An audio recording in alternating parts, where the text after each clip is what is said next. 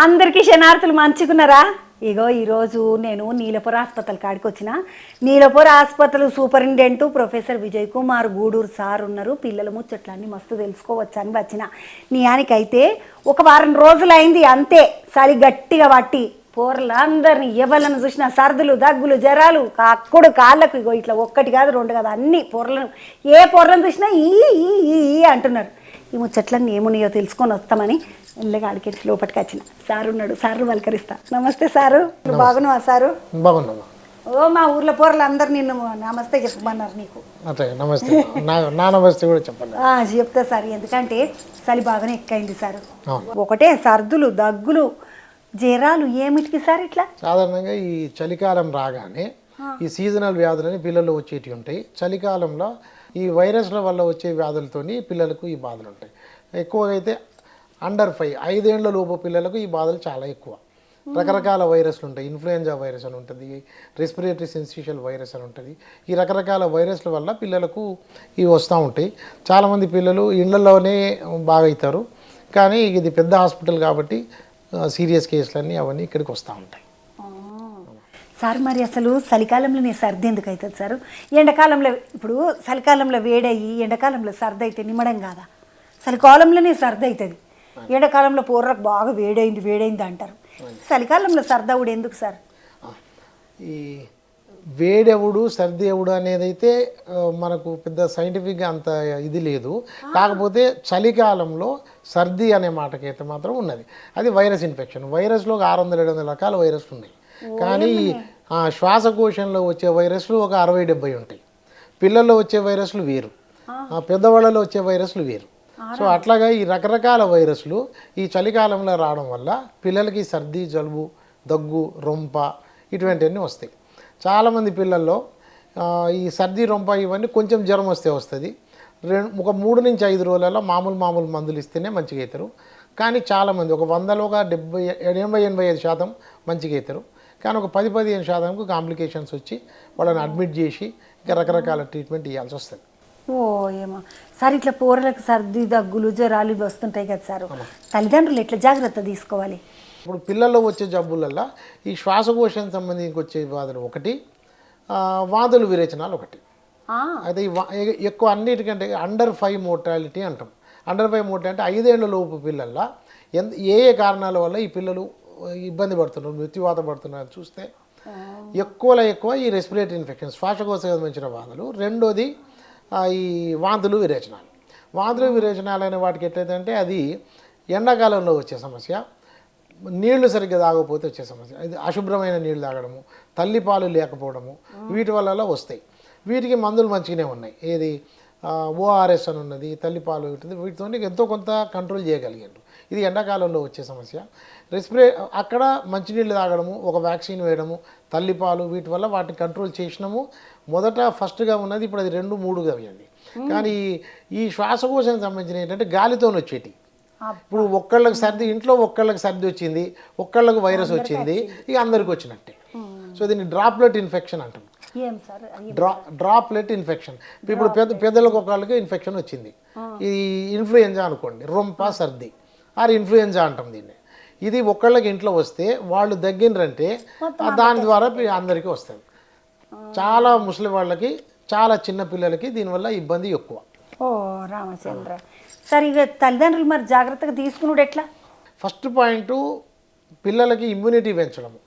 First 6 నెలలు తల్లిపాలు మాత్రమే ఉన్న పిల్లలు, వాళ్ళల్లో 10-12% అసలు ఇవి రానే రావు. అవతల పాలు తాగే పిల్లల్లో ఈ డబ్బా పాలు, తల్లిపాలు కొన్ని, డబ్బా పాలు కొన్ని తాగే పిల్లల్లో ఈ శ్వాసకోశానికి సంబంధించిన ఇబ్బందులు, ఈ దగ్గు, రొంప ఇవన్నీ 10-12 రెట్లు ఎక్కువ. అబ్బో, తల్లిపాలు మాత్రమే ఒక 6 నెలలు తాగి ఆ తర్వాత కూడా తల్లిపాలు కంటిన్యూ చేస్తా వేరే కరెక్ట్గా తీసుకునే ఆహారం ఇస్తే కనుక అది ఒకటి ఫస్ట్ పాయింట్. అది ఏది తల్లిపాలు 6 నెలలు. తల్లిపాలు తాగని పిల్లలు, డబ్బా పాల పిల్లల్లో 10-12 రెట్లు. అంటే తల్లిపాలు తాగిన పిల్లలు ఒక్కనికి వస్తే అదే అవతల పాలు తాగే పిల్లలు 12 మంది పిల్లలకు వస్తుంది. ఇది లెక్క. ఒక్కటికి 12. అది. సో తల్లిపాలు అనేది చాలా ఇంపార్టెంట్. తర్వాత రెండోది ఎట్లా చేయొచ్చు అంటే రకరకాల వ్యాక్సిన్లు ఉన్నాయి. ఇప్పుడు గవర్నమెంట్లోనే అన్ని వ్యాక్సిన్లు దొరుకుతాయి, ఒక్కటి రెండు ఉండయి, అవి ఇది ఉంటుంది. అట్లా ఇప్పుడు డిపిటీ అని ఉన్నది, ఇప్పుడు పెంటావ్యాక్ అంటాం. డిపిటీ అన్న వ్యాక్సిన్లో మీజిల్స్, మమ్స్ వ్యాక్సిన్, ఈ వ్యాక్సిన్ అన్నీ తీసుకోవాలి. మీజిల్స్ అనే వ్యాక్సిన్ బాగా ఇంపార్టెంట్, అది 9 నుంచి 10 నెలల వయసులో ఇస్తారు. సో ఈ వ్యాక్సిన్లు సరిగ్గా తీసుకుంటే కూడా ఈ శ్వాసకోశానికి సంబంధించిన ఇబ్బందులు, న్యూమోనియాలు తక్కువ చేయొచ్చు. ఒకటి తల్లిపాలు, రెండు ఇది టీకాలన్నీ వేయడము, వీటి ద్వారా చాలా మట్టుకు తక్కువ చేయొచ్చు. అట్లా కాకుండా కూడా కొన్ని వైరస్లు ఉంటాయి, అవి అంత బలిమి చేయవి. అవి వచ్చినా కూడా 3-5 రోజులలో చిన్న చిన్న మందులతోనే ఇంట్లోనే చాలా వరకు ట్రీట్మెంట్ ఇవ్వవచ్చు. సార్ తలిపాలు అని చెప్పినందుకు నేను తలిపాలకు సంబంధించిన ప్రశ్న ఒకటి అడుగుతాను. కొంతమంది డాక్టర్ అమ్మలు అంటారు 6 నెలల తర్వాత తలిపాల బలం ఏముండదు, అక్కర్లేదు అని అంటారు కొంతమంది డాక్టర్ అమ్మలు అంటారు 9 నెలల వరకు పక్క తలిపాలు ఇవ్వాల్సిందే, 9 నెలల తర్వాత తలిపాలలో కూడా బలం తగ్గుతుంది, అవసరం లేదు అప్పుడు ఇవ్వకుండా మానాయి అంటారు. ఇప్పుడు ఇది పిల్లల ఆసుపత్రి కాబట్టి అసలు మీరు ఎన్ని నెలల వరకు తలిపాలు ఇవ్వాలి అని అంటారు సార్? ఖచ్చితంగా తల్లిపాలు 6 నెలల వరకు ఇవ్వాల్సిందే. 6 నెలలకు బంద్ చేసుడు లేదు. తక్కువ ఇప్పుడు మెడికల్ పరంగా, వైద్య పరంగా తక్కువలో తక్కువ 2 సంవత్సరాలు నిండే వరకు ఇవ్వాల్సి వస్తుంది. కాకపోతే 6 నెలలకి వేరే ఆహారం మొదలు పెడతాం, ఉగ్గు. ఇప్పుడు పిల్లలు ఈ ఫుడ్ విషయంలో, వాళ్ళకి ఇచ్చే తినే విషయంలో మొదటి 6 నెలలు తల్లిపాలు మాత్రమే. 6 నెలల తర్వాత తల్లిపాలు కంటిన్యూ అవుతాయి, తల్లిపాలు ఇస్తానే పోవాలి. తక్కువలో తక్కువ 2 ఏళ్ళు తర్వాత తల్లి ఇష్టము, బిడ్డ ఇష్టం. ఇప్పుడు పూర్వకాలంలో స్కూల్కి పోయే పిల్లలు కూడా సో ఇప్పుడు అట్లా అంత అవసరం లేదు, కానీ తక్కువలో తక్కువ 2 ఏళ్ళు ఇవ్వవలసిందే. కాకపోతే 6 నెలలకి తల్లి పాలు కంటిన్యూ చేస్తా వేరే ఇది స్టార్ట్ చేస్తాం. ఏంటి అవి? 6 నెలల నుంచి 1 సంవత్సరం వరకు ఒక రకమైన ఫుడ్, 1 సంవత్సరం నుంచి 2 ఏళ్ల వరకు ఒక రకమైన ఫుడ్, 2 ఏళ్ల నుంచి 5 ఏళ్ల వరకు ఒక రకమైనది ఉంటుంది. అది 3 సార్లు 4 సార్లు తినిపించడం అనేది ఉంటుంది. ఇది మళ్ళీ అవతల ఫుడ్ అది పెట్టేది లేదు, ఇంట్లో తయారు చేసిన ఆహారమే ఉంటుంది. అది ఇంట్లో పెద్దమ్మకు, నానమ్మలకు, అమ్మమ్మలకు తెలుసు. ఇప్పుడు కొత్త తల్లులకి అంత తెలుస్తలేదు. సార్ తలిపాలు అన్నము ముచ్చట వచ్చినప్పుడు ఈ ముచ్చట కూడా అడిగేస్తా. ఈ ఉగ్గు తినిపిస్తాం మనం, అంటే ఇప్పుడు మేము ఊరోళ్ళం సార్, మా పోర్లకి ఏం చేస్తాము, జరన్ని బియ్యము, 1 గిలాస బియ్యము, 1 గిలాస పెసరపప్పు, 1 గిలాస కందిపప్పు, 1 గిలాస ఇప్పుడు జర బలం ఉండాలి నన్ను, ఇప్పుడు అంతా బాదాం ఉంటుంది కదా సార్, బాదాము, కాజు, ఇసుంటి అన్నీ వేసి బలం ఉండేటి అన్నీ వేసి వేయించి ఇసిరి ముద్దుగా జల్లెడబట్టి ఉగ్గోలే చేసి తినిపిస్తున్నాం. ఇంత 2 నెయ్యి సుక్కలేసి. ఇప్పుడు అంతనేమో డబ్బలల్లో అది వస్తున్నది కదా సార్, గిటగిట కొట్టాలి, డబ్బలకి అలా పోయాలి, గిటగిట కొట్టాలి, తినిపించాలి. పోరలు సప్ప ఒకటే తినుడిగా. ఇప్పుడు బియ్యము మీరు చెప్పిండ్రు, బియ్యము, పప్పు, పెసరపప్పు కానీ ఏ పప్పు కానీ, తర్వాత ఈ కాజు బాదాం సరే, అవి ఉన్నా సరే, లేకున్నా సరే, కొంత నెయ్యి అన్నారు. ఇటువంటివి వేసి పెట్టడం వల్ల పిల్లలకు డైటరీ డైవర్సిటీ అంటాం. అంటే వాళ్ళు ఏమి క్యాలిక్యులేట్ చేసే అవసరం లేదు. పిల్లవాడికి కావాల్సిన వాడి ఎదుగుదలకు కావాల్సినది, ఎదుగుదల అంటే ఒక శరీరం ఎదుగుదలే కాదు, మెదడు ఎదుగుదలకు కూడా పనికొచ్చే అన్నీ దొరుకుతాయి. ఇది ఇంట్లో ఉన్న ఫుడ్ వల్ల. దీన్ని ఏమంటామంటే IYCF, infant and young child feeding అంటాం. దీని మీద ఇప్పుడు మినిస్ట్రీ ఆఫ్ హెల్త్ గవర్నమెంట్ వాళ్ళది కానీ అన్ని భాషలలో, మినిస్ట్రీ ఆఫ్ అది దాంట్లో సెంట్రల్ గవర్నమెంట్ నుంచి వచ్చినాయి, అన్ని భాషలలో డౌన్లోడ్ చేసుకోగలిగింది. తెలుగు చదువుకునే తల్లులు కూడా చదువుకోవచ్చును. ఇంకో కాకపోతే ట్రెడిషనల్గా అమ్మమ్మలకు, నానమ్మకి ఇది ఆల్రెడీ తెలుసు. రెండో విషయం ఏంటంటే ఈ కొత్తగా తయారు చేసే డబ్బాలు కొట్టి, అది చాలా తప్పు. ఇది ప్రాసెస్డ్ ఫుడ్ అంటాం. ఇప్పుడు ఇక పేర్లు ఎందుకు కానీ రకరకాల కంపెనీ పేర్లు, అది ఒకటి 500 రూపాయలు, ఒక పావు కిలో డబ్బా 500 రూపాయలు ఉంటుంది. ఈ పావు కిలో డబ్బా 500 రూపాయలు, అది మంచిది అనుకుని తల్లిదండ్రులు కొంటే వాళ్లకు అది అన్ని రకాలుగా పెట్టలేరు. అందులో ఉండేది ఏంటిది? గోధుమ పిండి, ఒకటే రకం ఉంటుంది. అది ఆ మింగడం అది అలవాటు అయితే పిల్లలకి అది ఒకటే జావలాగా ఉంటుంది, వేయి తినకుండా ఉంటారు. ఇది అలవాటు అయితే అవి తినరు. సో ఇంట్లో తయారు చేసిన ఫుడ్, బియ్యము, ఒక పప్పు, తర్వాత ఇంత నెయ్యి, నూనె ఏదైనా సరే, కొంత ఏదైనా ఉంటే ఈ ఆకుకూరలు ఏదన్నా కొంచెం కలుపుతాం. సో ఈ 4 రకాల ఏ ఫుడ్ ఎన్నిసార్లు పెట్టినా ఈ 4 రకాల ఫుడ్స్ కనుక ఉంటే పిల్లలకి అన్ని రకాలుగా చూసుకున్నట్టే, ఒక మంచి డైటీషియన్ చూసినట్టే. చూసిండ్రా, ఆ డబ్బలు ఈ డబ్బలు అని తెచ్చి పెట్టి పైసలు వాళ్ళ నెత్తి మీద డబ్బలు చాలా తప్పమ్మా. ఇక మంచిగా ఇంట్లో ఉగ్గు చేసి పొరలకు ముద్దుగా తినబెడితే, ఇంత ముత్తిమాంత ఉప్పు వేసి నెయ్యి వేసి తినబెడితే లెట్ట తింటారు పొరలు. మా పొరలందరూ అట్లనే తిన్నారు సార్. నాకు కూడా చిన్నప్పుడు ఉగ్గే పెట్టినరంట, అప్పుడు లేవు కదా సార్, నేను పుట్టినప్పుడు ఈ డబ్బలు గిబ్బలు ఏం లేవు. డబ్బులు పాల డబ్బాలు ఉండేనంట కానీ ఈ డబ్బాలు లేవు, తినబెట్టే డబ్బాలు లేవు. తినబడే డబ్బులు చాలా తప్పు అది. దాన్ని ప్రాసెస్డ్ ఫుడ్ అంటారు. దాంట్లో చిన్నప్పుడు ఇదే కాకుండా తర్వాత కూడా రకరకాల జబ్బులు వస్తాయి. డయాబెటీస్ ఇటువంటి పిల్లలకు ఊబగాయం అవుతుంది. వీళ్ళు దొడ్డుగా అయిపోయినాక వీళ్ళకు షుగర్ రావచ్చు, హార్ట్కు సంబంధించిన జబ్బులు రావచ్చు, క్యాన్సర్ రావచ్చు. మనమే అనుకుంటాం చిన్నప్పుడే ఏ తింటా తిన్నర్లే, ఒక 2 నెలలే కదా 6 నెలలే కదా అనుకుంటాము. తప్పది. వాళ్ళు పెద్దోళ్ళు అయినాక కూడా ఇవన్నీ వస్తాయి. సైన్స్ ఇది ఆల్రెడీ చెప్పింది. సార్ నేను ఈ తిండి కాడికి వచ్చినాం కాబట్టి ముచ్చట అడిగేసేస్తా. ఇప్పుడు కూరలకు సర్దైంది, మనం సర్ది ముచ్చట చెప్పుకుంటున్నాం కదా సార్. సర్ది అయినప్పుడు సంత్రపండు పెట్టొద్దు, సర్ది అది సర్ది ఇది సర్ది, సంత్ర జ్యూస్ ఇది తాగిపియద్దు, ఇట్లా జ్యూసులు చేసి తాగిపిస్తాం కదా సార్. కూరలకు బత్తాయి జ్యూస్ అని సంత్ర జ్యూస్ అని జ్యూస్ చేసి తాగిపియద్దు, సంత్రపండు తినబెట్టొద్దు అంటారు. ఇది నియమేనా? పండ్లతోని సర్ది రాదు. సర్ది అనేది అయితే వైరస్ ఇన్ఫెక్షను, లేకపోతే ఎలర్జీ అన్నమాట. ఇప్పుడు మాట్లాడుకునేది వద్దు. వైరస్ ఇన్ఫెక్షన్ వల్ల సర్ది వచ్చింది. అది తినే ఫుడ్ వల్ల రాదు. తినే ఇప్పుడు వేడి చేసే పదార్థాలు సర్ది చేసే పదార్థం అనేది లేదు. అది మన దగ్గర ఉన్న కొంచెము వాడుకలో ఉన్నమాట, కానీ అది లేదు. అయినాక జ్యూసులు కరెక్ట్ కాదు. కట్ ఫ్రూట్ అంటాం. ఫ్రూట్ జ్యూస్ ఒకటి, కట్ ఫ్రూట్ ఒకటి. జ్యూస్ ఇస్తే సడన్గా వాళ్ళకి ఇది ఉంటుంది. అందుకని పిల్లలకు జ్యూస్ ఇచ్చే కంటే కూడా ముక్కలు కోసి ఇచ్చడమే కరెక్ట్. జామకాయ అయినా అంతేనా? జామకాయ అయినా అంతే. ఇక ఏ పండు అయినా కూడా ఇది సర్ది కాదు, అది దగ్గు కాదు. లేదు, పండు ఎందుకమ్మా, ఏ తినేదైనా వేడి చేసేది సర్ది చేసేది అనేది ఉండయి. ఓ ఏమో మేమైతే దీనికి ఇది తినొద్దు, దానికి అది తినొద్దు, ఇలా సర్ది అందులో దగ్గు ఇలా చక్కెర ఇట్లా అనుకుంటాం సారు. ఆ సీతాఫల పండు తింటే కూడా సర్ది అవుతుంది అనుకుంటా. అంటే సీతాఫల పండు ఒకటే జాగ్రత్త ఏంటంటే ఆ గింజ ఉంటుంది కదా, ఆ పిల్లలు తినేటప్పుడు పక్కన పెద్దోళ్ళు ఉండాలి. ఆ గింజ చాలా మంది పిల్లలకు ఈ బొత్తలో పోయేది శ్వాసకోశంలో పోతుంది. అప్పుడు చాలా డేంజర్ అవుతుంది. సీతాఫలం తిన్నప్పుడు చాలా మంచిది అది. సీతాఫలం తిన్నప్పుడు మాత్రం పక్కన పెద్దోళ్ళు అయితే ఉండాలి. కానీ సీతాఫలం చాలా తీయగా, అవును, మస్తు కమ్మగా ఉంటుంది. అన్ని పండ్ల కన్నా కమ్మగా ఉండే పండు సీతాఫలము. మామిడి పండు చాలా ఐరన్ ఉంటుంది. మామిడి పండు కూడా చాలా మంచిది. అందులో విటమిన్ ఏ ఉంటుంది. ఆ సీతాఫలంలో చాలా ఐరన్ ఉంటుంది. ఆ మామిడి పండు తిందామంటే మామిడి పండు ప్యాటు అంటారు సార్. వేడి అంటారు. తినాలి. లేదు, సీతాఫలం మామిడి పండు సీతాఫలం చాలా మంచి పండు. సరే, ఇంకొకటి ఏంటంటే పూరలకు తీపి పదార్థాలు అంటే ఇవన్నీ ఇష్టమే. తీపి పదార్థాలు ఇట్లా చాక్లెట్లు అని, మళ్ళా స్వీట్లు అని, లడ్డు అని చేతిలో పెట్టినామంటే జుప్పుకుంటా ఇల్లంతా తిరుగుతారు వాళ్ళు. అది ఏడనన్న వాడని ఇంటి చుట్టుముట్టు పెంటైనా కానీ కూరలు మాత్రము ఇచ్చిన లడ్డును మొత్తం ఇడవకుండా తింటారు. కానీ ఇట్లా తీయటి పదార్థాలు తింటే, లడ్డూలు తింటే, చాక్లెట్లు తింటే, మిఠాయిలు తింటే పొరలకు నిజంగానే దగ్గుబట్టేస్తుందా సార్? చక్కెర పదార్థాలు, చాక్లెట్లు, బిస్కెట్లు వేరే. చాక్లెట్ బిస్కెట్లు కరెక్ట్ కాదు. బిస్కెట్లు అంటే ఏ కంపెనీ వాడు చేసినా, ఎంత మంచి ర్యాపర్లో పెట్టి ఇచ్చినా దాంట్లో ఉండేది గోధుమ పిండి, ఇంకేదో ఒక పిండి, చాలా చెత్త రకం క్వాలిటీ యొక్క నూనె. సో వాటి కుకీస్ అంటారు ఇప్పుడు ఇవాళ రేపు. సో బిస్కెట్లు, చాక్లెట్లు కరెక్ట్ కాదు ఏ పిల్లలకైనా. దాన్ని జంక్ ఫుడ్ అంటాం. చాక్లెట్ ఇట్లా జంకులకే వచ్చాయి. చాక్లెట్, బిస్కెట్లు అన్ని జంకే. ఇక లడ్డు ఇవి ఏంటంటే మన కల్చర్లో తయారు చేసుకునేది కాబట్టి ఇవ్వచ్చు. మరి రోజుకు 10-12 కాదు, కానీ ఇంట్లో తయారు చేసుకునేది. సున్నుండలు మంచి. సున్నుండలు తీయిపోయినా సున్నుండలు ఎట్లా చేస్తామో మళ్ళీ మీరు చెప్పింది అయిందా, మినపప్పు వేస్తాము, అట్లా నెయ్యి వేస్తాం.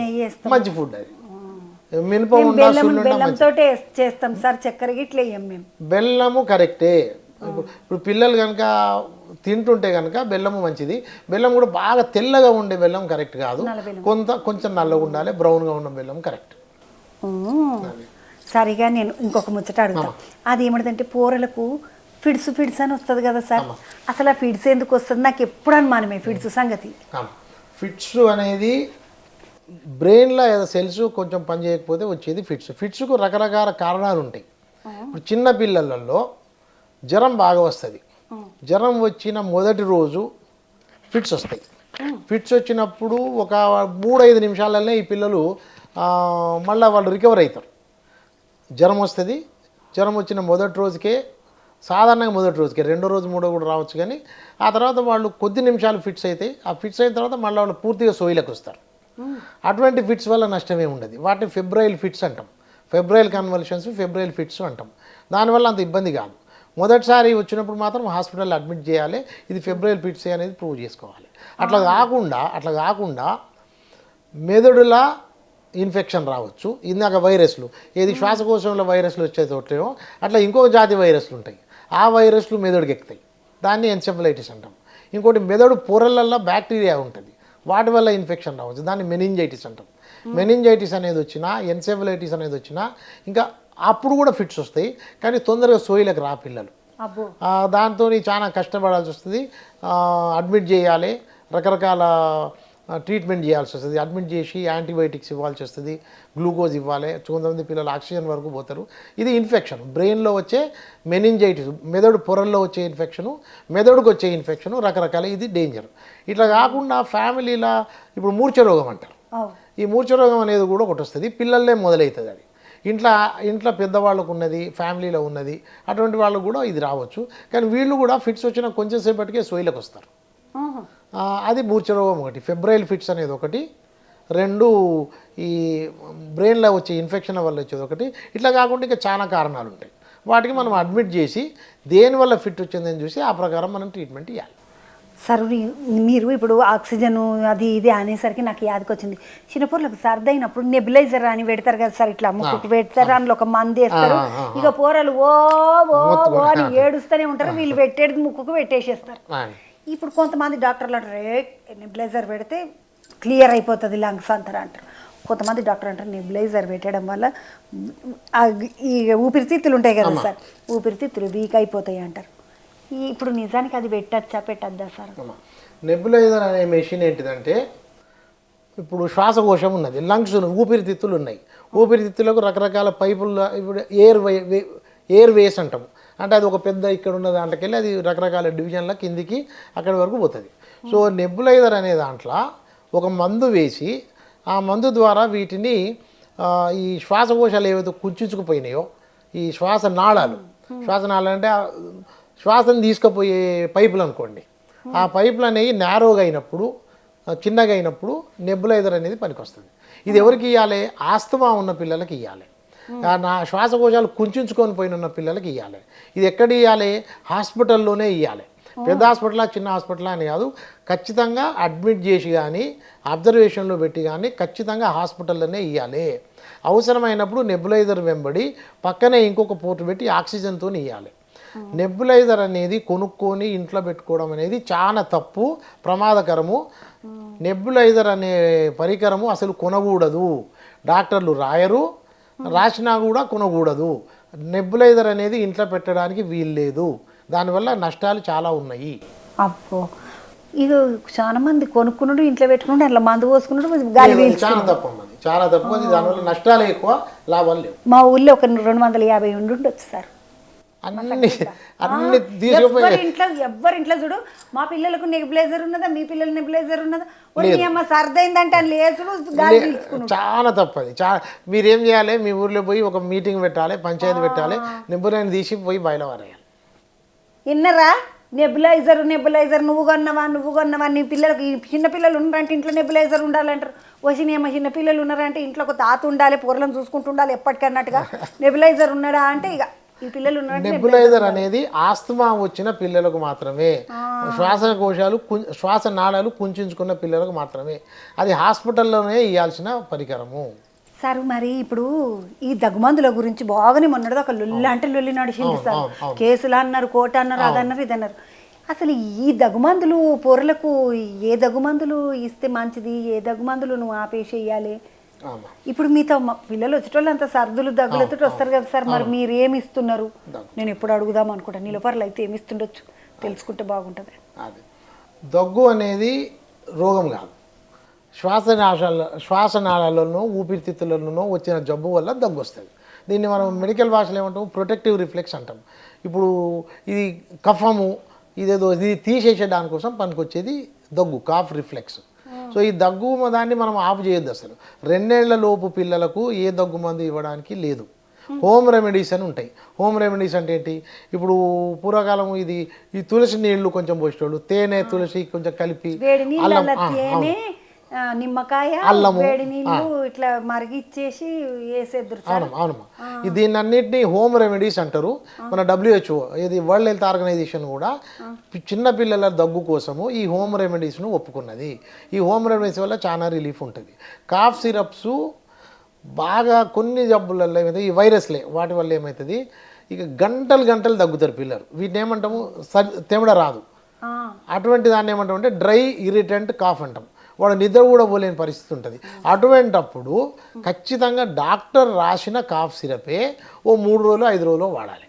అంతేగాని మెడికల్ షాప్లోకి పోయి తీసుకొచ్చి ఇష్టం ఉన్నట్టు మందులు వేయడానికి వీల్లేదు. ఇప్పుడు మార్కెట్లో కూడా చాలా మందులలో దగ్గు మందు అంటే అది ఒక మందు కాదు, దాంట్లో చాలా వాటిలో 4 నుంచి 5-6 రకాల కలిసి ఉంటాయి. అందులో దేనితోని ఏం సైడ్ ఎఫెక్ట్ ఉంటుందో తెలియదు. దగ్గు మందులు అన్నిటితోని డైరెక్ట్గా మెదడుకు, గుండె వేగం పెంచేటి ఇవన్నీ చాలా ఉన్నాయి. దగ్గు మందులు ఖచ్చితంగా ఒక 10 మందికి దగ్గు ఉంటే 2కో 3కో అవసరం పడుతుంది. అది కూడా డాక్టర్ రాసిన దగ్గు మందే తీసుకోవాలి. దాంట్లో ఏంటంటే CPM అని ఒక మందు ఉంటుంది, సెట్రిజిన్ అని ఒక మందు ఉంటుంది. 1, 2 ఉన్నదే వాడాలి. 5-6 రకాల కలిపి ఉన్న మిక్చర్ మాత్రం అస్సలు వాడొద్దు. వాటితో నష్టం ఎక్కువ, లాభం కాదు. సారు ఇప్పుడు పోరలు ఉన్నారు, చిన్న పోరలు ఉన్నారు అంటే ఒక దూకుడు చేసుకుంటారు ఇట్లా. పిల్లల మందులు, పిల్లల నెబులైజరు, పిల్లలకు సంబంధించిన వస్తువులు గూడే ఉంటుంది సార్ పోరల మందులు. అది P125 కాడికెళ్ళి షురు చేసి ఇక మస్తు మందులు. దగ్గస్తే మందు, మోషన్స్కు మందు, సర్దైతే మందు, జ్వరం పట్టిందంటే మందు, మొత్తం అన్ని ఇంట్లోనే ఉంటాయి. పిల్లలకు కావాల్సిన మందులు 2-3. పిల్లలకి ఏమవుతుంది దగ్గు మందులు అయితే లేవండ్లా. వాళ్ళ పిల్లలకు మనం చూసుకోవాల్సింది ఏంటంటే తిండే, తల్లిపాలు, ఆ తర్వాత కరెక్ట్ తిండి తింటే ఈ ఇన్ఫెక్షన్లు నేను ఇందాక చెప్పిన కదా 12 రెట్లు తక్కువైపోతుంది. 1, 2 బాగా జ్వరం వస్తే ఈ పారాసిటమాల్ అన్న మందు వేయచ్చు. అది కూడా ఎంత ఒక పిల్లడు మిగతా అన్ని బాగానే ఉన్నాయి, మధ్యలో జ్వరం తగ్గినప్పుడు బాగానే తింటున్నాడు, ఆడుకుంటున్నాడు అనుకుంటే ఒక రోజున్నర ఈ జ్వరం మందు వేసి ఊరుకోవచ్చు. లేదు 2 రోజులల్లో జ్వరం తగ్గకపోతే డాక్టర్ దగ్గరికి పోవాలి. దగ్గు మందు ఇంట్లో పెట్టుకోవద్దు, జ్వరం మందు పెట్టుకోవచ్చు. ఇక ఎప్పుడన్నా డాక్టర్లు ఇప్పుడు జ్వరం తగ్గిన తర్వాత ఇచ్చే ఈ మల్టీవిటమిన్లు అవి ఉంటాయి. అది కూడా ఎప్పుడో ఒకసారి. తిండే ఇంపార్టెంట్, పిల్లలకు తిండి ఇంపార్టెంటు. వ్యాక్సిన్లు అన్నీ కరెక్ట్గా తీసుకోవాలి, టీకాలన్నీ సరిగ్గా తీసుకోవాలి. గవర్నమెంట్లో దొరికే టీకాలన్నీ మంచివి. అట్లా కాకుండా 1, 2 టైఫాయిడ్ అనేది ఇంకొక రకం టీకా ఉండదు, అది ప్రైవేట్లో తీసుకున్నా సరే.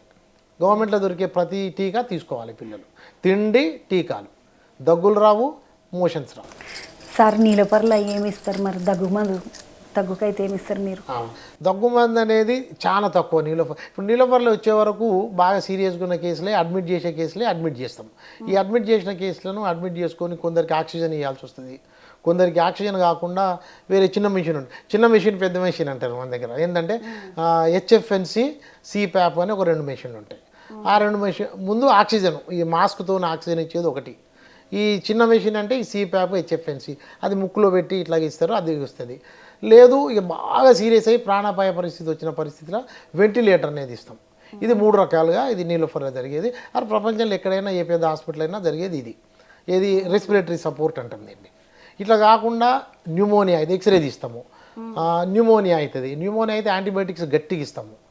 లేదు కొంచెం వైరస్లలో 1-2 ఉంటే 2-3 రకాల వైరస్లకు ఇచ్చే మందులు ఇస్తాము. సో సాధారణంగా ఇట్లా నీలోఫర్లో కూడా అడ్మిట్ చేసిన పిల్లల్లో ఒక 10 మందిలో 6 అంటే ఒక 60% పిల్లలు 2-3 రోజులలో మంచిగా అవుతారు. ఆ ఎమర్జెన్సీ రూమ్లో మంచిగా అయిన ఈ పిల్లల్ని మళ్ళీ వేరే వార్డులో పంపిస్తాము, వాళ్ళని ఇంకొకరు 1-2 రోజుల నుంచి పంపిస్తాము. అట్లా కాకుండా బాగా సీరియస్గా అయ్యే పిల్లలు కూడా ఉంటారు. అప్పుడప్పుడు ఇక మనం ఎంత ప్రయత్నం చేసినా ఇదే పిల్లలు ఉంటారు. రెస్పిరేటరీ ఇన్ఫెక్షన్స్ అనేవి ఎప్పుడప్పుడు సీరియస్ అవుతాయి. సార్ నేను అంటే ఈ కేసుల ముచ్చట చెప్పినావు కాబట్టి ఒక ముచ్చట అడుగుతాను. ఇప్పుడు మీరు ఎన్నేళ్ళ నుండి ఉన్నారు సార్ ఇంట్లో డాక్టర్ అయినాక? అంటే ఈ ఆసుపత్రిలో కాదు, పిల్లల డాక్టర్ అయినాక ఎన్నేళ్ళు? నేను పిల్లల డాక్టర్ నాకు 28-30 ఏళ్ళు అయిందమ్మా పిల్లల డాక్టర్గా. ఇక్కడ నీలోఫర్ హాస్పిటల్లో 1 సంవత్సరంన్నర అయింది. అంతకుముందు MGM హాస్పిటల్ వరంగల్లో చూసినాను సార్. ఇప్పుడు మరి ఇన్ని కేసులు చూసిండ్రు, అక్కడ వరంగల్లో చూసిండ్రు, ఇక్కడ నీలపర్లో చూసిండ్రు. మీకు బుర్రకాయల గుర్తుండిపోయిన కేసు ఏమన్నా ఉన్నదా సార్? ఈ పిల్లలు ఏమో అనుకున్నా కానీ భగవంతుడు మిరాకిల్ చేసిండు అంటారు డాక్టర్ సార్లు. ఇది ఏం లేదు, డాక్టర్ చేసింది ఏం లేదు, అంతా భగవంతుడు అంటారు కొన్నిసార్లు. నేను కూడా నమ్ముతా, ఇప్పుడు నేనే కాదమ్మా, ఇప్పుడు డాక్టర్లు చాలా మందివి ఇక మిరాకిల్స్ అంటే పేషెంటు చాలా సీరియస్గా బతికేవాడు పిల్లల్లో ఉన్నది ఇదే అనమాట. ఫ్రెష్గా ఉంటారు కాబట్టి వాళ్ళు ఇదన్నా ఇట్లా చాలా సీరియస్ అయిన పిల్లలు కూడా మంచిగా అయిన వాళ్ళు ఉన్నారు. అలా ఇప్పుడు మంచిగా అయిపోయాడు ఆడుతూ ఉన్న పిల్లవాళ్ళు సడన్గా సీరియస్ అయ్యే వాళ్ళు ఉంటారు. పిల్లల డాక్టర్లకు ఇదే ఇబ్బంది. తల్లిదండ్రులు కూడా ఒక్కొక్కసారి ఇదే చెప్తారు మాకు, అరే సార్ ఇప్పుడే ఆడుకుంటున్నాడు ఇప్పుడే మంచుకున్నాడు ఇట్లేంటి సార్ అంటారు. అట్లాగా బాగా అందుకని ఏ పిల్లవాడు ఎంత సీరియస్ పిల్లలు చిన్నపిల్లలు పిల్లవాడు అంటే పిల్లలు అమ్మాయిలు అబ్బాయిలు ఎవరు ఎంత సీరియస్గా ఉన్నా మేము విడిచిపెట్టాం. ఆ కేసు ఎంత అయితే అంత ట్రీట్మెంట్ ఇవ్వచేయాలి. ఉంటాయమ్మా చాలా కేసులు ఉంటాయి. నేనే కాదు ఏ పిల్లల డాక్టర్కైనా చాలా సీరియస్ కేసులు బతుకుతాయమ్మా. అది చాలా తృప్తిగా బతికిపోతారు జల్దీ. అంటే మామూలుగా పెద్దోళ్ళ కేసుల కన్నా పిల్లల కేసులలో ఎక్కువ అంటే బతికిన శాతం ఎక్కువ ఉంటుంది. ఫోన్ పట్టండి సార్. చిన్న పిల్లలు కదా బతకాలి మంచిగా చూసుకోవాలి. మీరు ఇంతకుముందు హోమ్ రెమెడీస్ అన్నారు.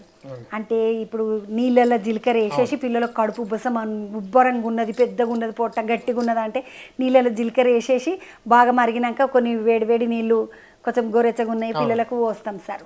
అదొకటి నాకేరక. మళ్ళీ ఇంకొకటి ఏమడదంటే వేడి నీళ్ళల్లో నిమ్మకాయ విండి తేనేసి పిల్లలకు దాగిపిస్తాం. సర్ది అయితే దగ్గు తక్కువ అవుతుంది. తులసాకులను గట్టిగా నలిసి 2-3 చుక్కలు వేసేసి అది దాగిపిస్తాము. వాము దాగిపిస్తాం సార్. వాము దంచి సన్నగా చేసి జరని వాళ్ళ తలిపాలు కొన్ని పోసేసి గుడుకున మింగి కూడా కట్టి పిల్లలకు పంపిస్తారు. వాడు వాసన చూడ అని చెప్తారు. అట్లాంటివి అన్ని కానీ కొంతమంది డాక్టర్లు అంటారు, ఓ మీరు ఇంటికాడ వైద్యాలు నాటు వైద్యాలు ఇటు వైద్యాలు చేసుకునేటట్టయితే మా దగ్గరికి రావద్దని బెదిరిస్తారు సార్. మరి ఇవి మీరు మంచిగా అంటున్నారు కదా. అంటే ఉన్నాయమ్మా కొన్ని మన ఊర్లల్లో ట్రెడిషనల్గా వీటితో కొన్ని బాగా నష్టం చేసేటివి కొన్ని ఉన్నాయి. ఒకప్పుడు పిల్లలకు స్నానం చేసే ముందు ముక్కులలో నూనె వేస్తుండేది. దానివల్ల చాలా మంది పిల్లలు చచ్చిపోయారు. ఇప్పుడు అప్పుడు లేదు. ఇప్పుడు అది ముక్కుల నూనె వేసుడు అనేది చాలా డేంజర్ అయ్యేది. అది ఒకప్పుడు బాగా ఉండే. చెవులలో ముక్కులలో వేయొద్దు ముక్కుల చెవుల ఏమి వేయద్దు. ముక్కులు అయితే అసలుకే వేయద్దు నూనె వేసుడు అనేది. దానివల్ల చాలా మంది పిల్లలు చచ్చిపోతారు. ఇప్పుడు అది లేదు ఊర్లలో కూడా ఇప్పుడు అది లేదు. కాకపోతే డాక్టర్ లేదు కాబట్టి డాక్టర్లు ముక్కుల మంది రాయి అంటారు. అవి కూడా బాగా అవసరమైతేనే రాయాలి. అది ఉంటుంది. 2 ఈ జీడి గింజలు ఆయనకి ఈ మర్రిపాలు అని ఇటువంటి కరెక్ట్ కాదమ్మా. ఇప్పుడు మర్రిపాలు చేసి పోస్తారు. మర్రిపాలలో ఏముంటుందో అనేది మర్రిపాలతో చాలా డేంజర్ అయిన పిల్లలు ఉన్నారు. ఇంకోటి ఊర్లలో అదో చిన్న ఫంక్షన్ అయింది మంచి చేస్తని తాటికల్లు పోస్తారు. కళ్ళు పోయడం ఒకటి, ఈ జీడి గింజలు ఇంకా చింత పిక్కలతోనే ఏదో చేస్తారు కాలుస్తారు. ఇవన్నీ డేంజర్ అవునవును అది డేంజర్. అది ఇన్ఫెక్షన్ అవుతుంది. దాంతో డేంజర్ అవుతుంది. ఈ మర్రిపాలు అయితే బాగా పోస్తారు ఇప్పటికి కూడా. దానివల్ల నష్టం అవుతుంది అమ్మ. అంటే మేము చూడంగా బాగా సీరియస్ అయిన పిల్లలు నేను చాలా మందిని చూసిన. అవును పాలర్ కాలే ఒకప్పుడు పాలర్ కాలే చేయొద్దు. మా జనరేషన్లో కూడా జనరేషనే కదా సార్. మా సమయంలో కూడా ఈ పుల్లెలు ఉన్నాయి. అవును పుల్లెలు ఎత్తురు కూరలకు. నయమైంది మా కూరలకే నేను మా తండ్రికి తెలియకుండా మా నాయనమ్మ వేయించేది నేను చూసిండ్రా. గిట్లు ఉంటుంది అమ్మ. సార్ ఇంకొక ముచ్చట ఏంటంటే కూరలకు సర్ది అయితే వెనకకేం చీపులో కొట్టాలి అంటారు. ఈ కొట్టుడు ఏమడుతుంది సార్? కొట్టొచ్చా కొట్టద్దా? ఎప్పుడు కొట్టాలి కొట్టేటట్టు అయితే? ఇప్పుడు పిల్లలకి ఏమైందంటే ఈ ముక్కు కంజెషన్ అంటాం దాన్ని. ఏదంటే ఈ ముక్కు దిబ్బడ పట్టుడు కంజెషన్. ముక్కు దిబ్బడ పడుతుంది శ్వాస సరిగా రాదు. అటువంటి టైంలో లేదు ఛాతీలో కొంచెం కఫం ఇట్లా చేరుకున్న టైంలో దబా కొట్టడం అయితే కరెక్ట్ కాదు. ఎప్పుడైనా సరే పిల్లలు ఇట్లాగా శ్వాస తీసుకోవడానికి ఇబ్బంది పడతారు. ఇట్లా భుజాన వేసుకొని ఇట్లా మెల్లగా ట్యాప్ చేయడం అంటాం. ఇట్లాగే బాగా గట్టి కొట్టకుండా చేస్తే వాళ్ళు సెట్ అవుతుంది. దానివల్ల జో కొట్టినట్టు ఉంటే అది చాలా కరెక్ట్గా ఉంటుంది. దానివల్ల లాభమే అవుతుంది.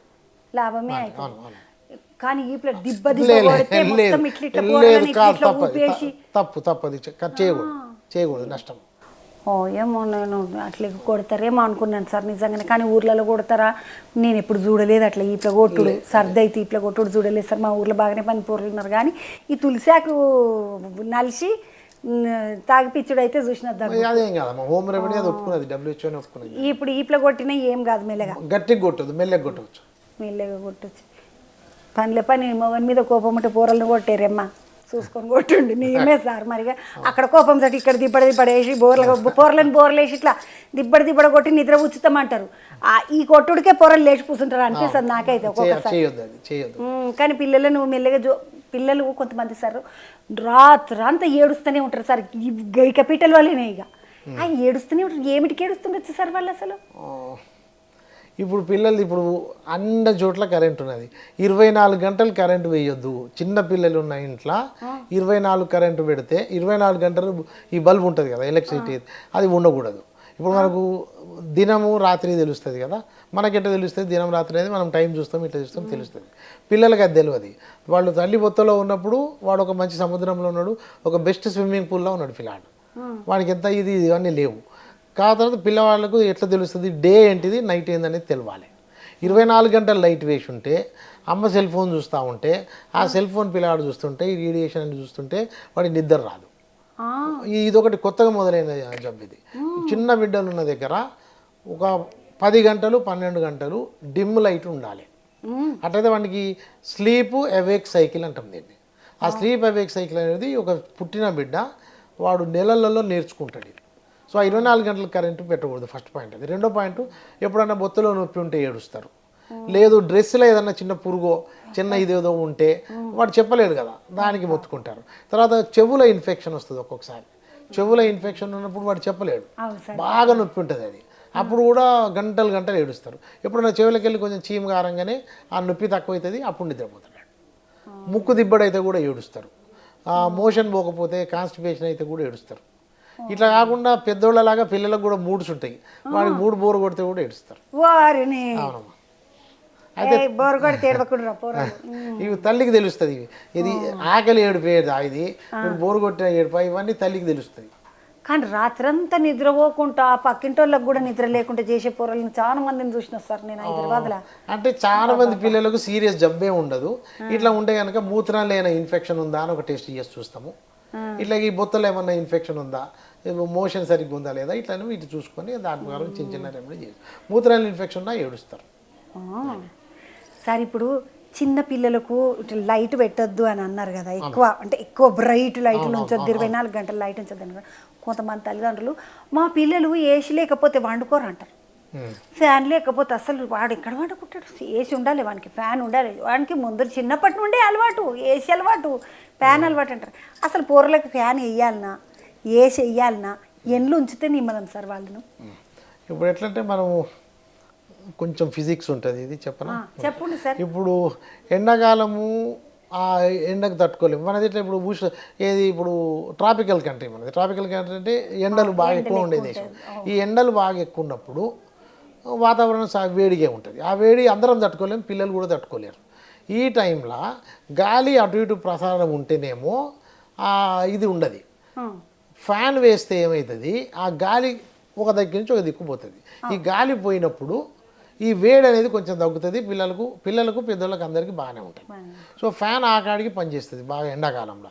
ఏసీ అంటే ఇక కొంచెం ఇవాళ రేపు అందరూ వేసుకుంటున్నారు ఏసీ, కాబట్టి ఆ ఏసీ మెయింటైన్ చేయాలి. ఆ ఏసీలో దుబ్బ అది లేకుండా అది మెయింటైన్ చేస్తే నష్టం అని కాదు, కానీ ఏసీ వాడచ్చు. వాడచ్చినా సార్ నష్టం అని కాదు, వాడచ్చిన పిల్లలు ఏసీ 24 గంటలు పెట్టడానికి లేదు. అందుకని అడుగుతున్నాను సార్. 24 గంటలు పూరలను ఏసీలలోనే ఉంచి తలుపులు పెట్టేయకండి, జర పూరలను గాలికి కూడా తీసుకురమ్మని అంటే నియమేనా సార్ అది? మాకు చిన్నగా ఉన్నప్పుడు అందరూ ఊకే పూరలను లోపలనే ఉంచకుండా జర గాలికి తీసుకురండి అందరూ. అవును, ఆడుకోవాలి పిల్లలు, ఆడుకోవాలి. ప్లే టైం అని ఉంటుంది, ఈ వయసు తగ్గట్టు ఇంత ఆట అని ఉంటుంది. ప్లే థెరపీ అంటే చాలా జబ్బులలో ప్లే థెరపీ అనేది కూడా ఇస్తాం.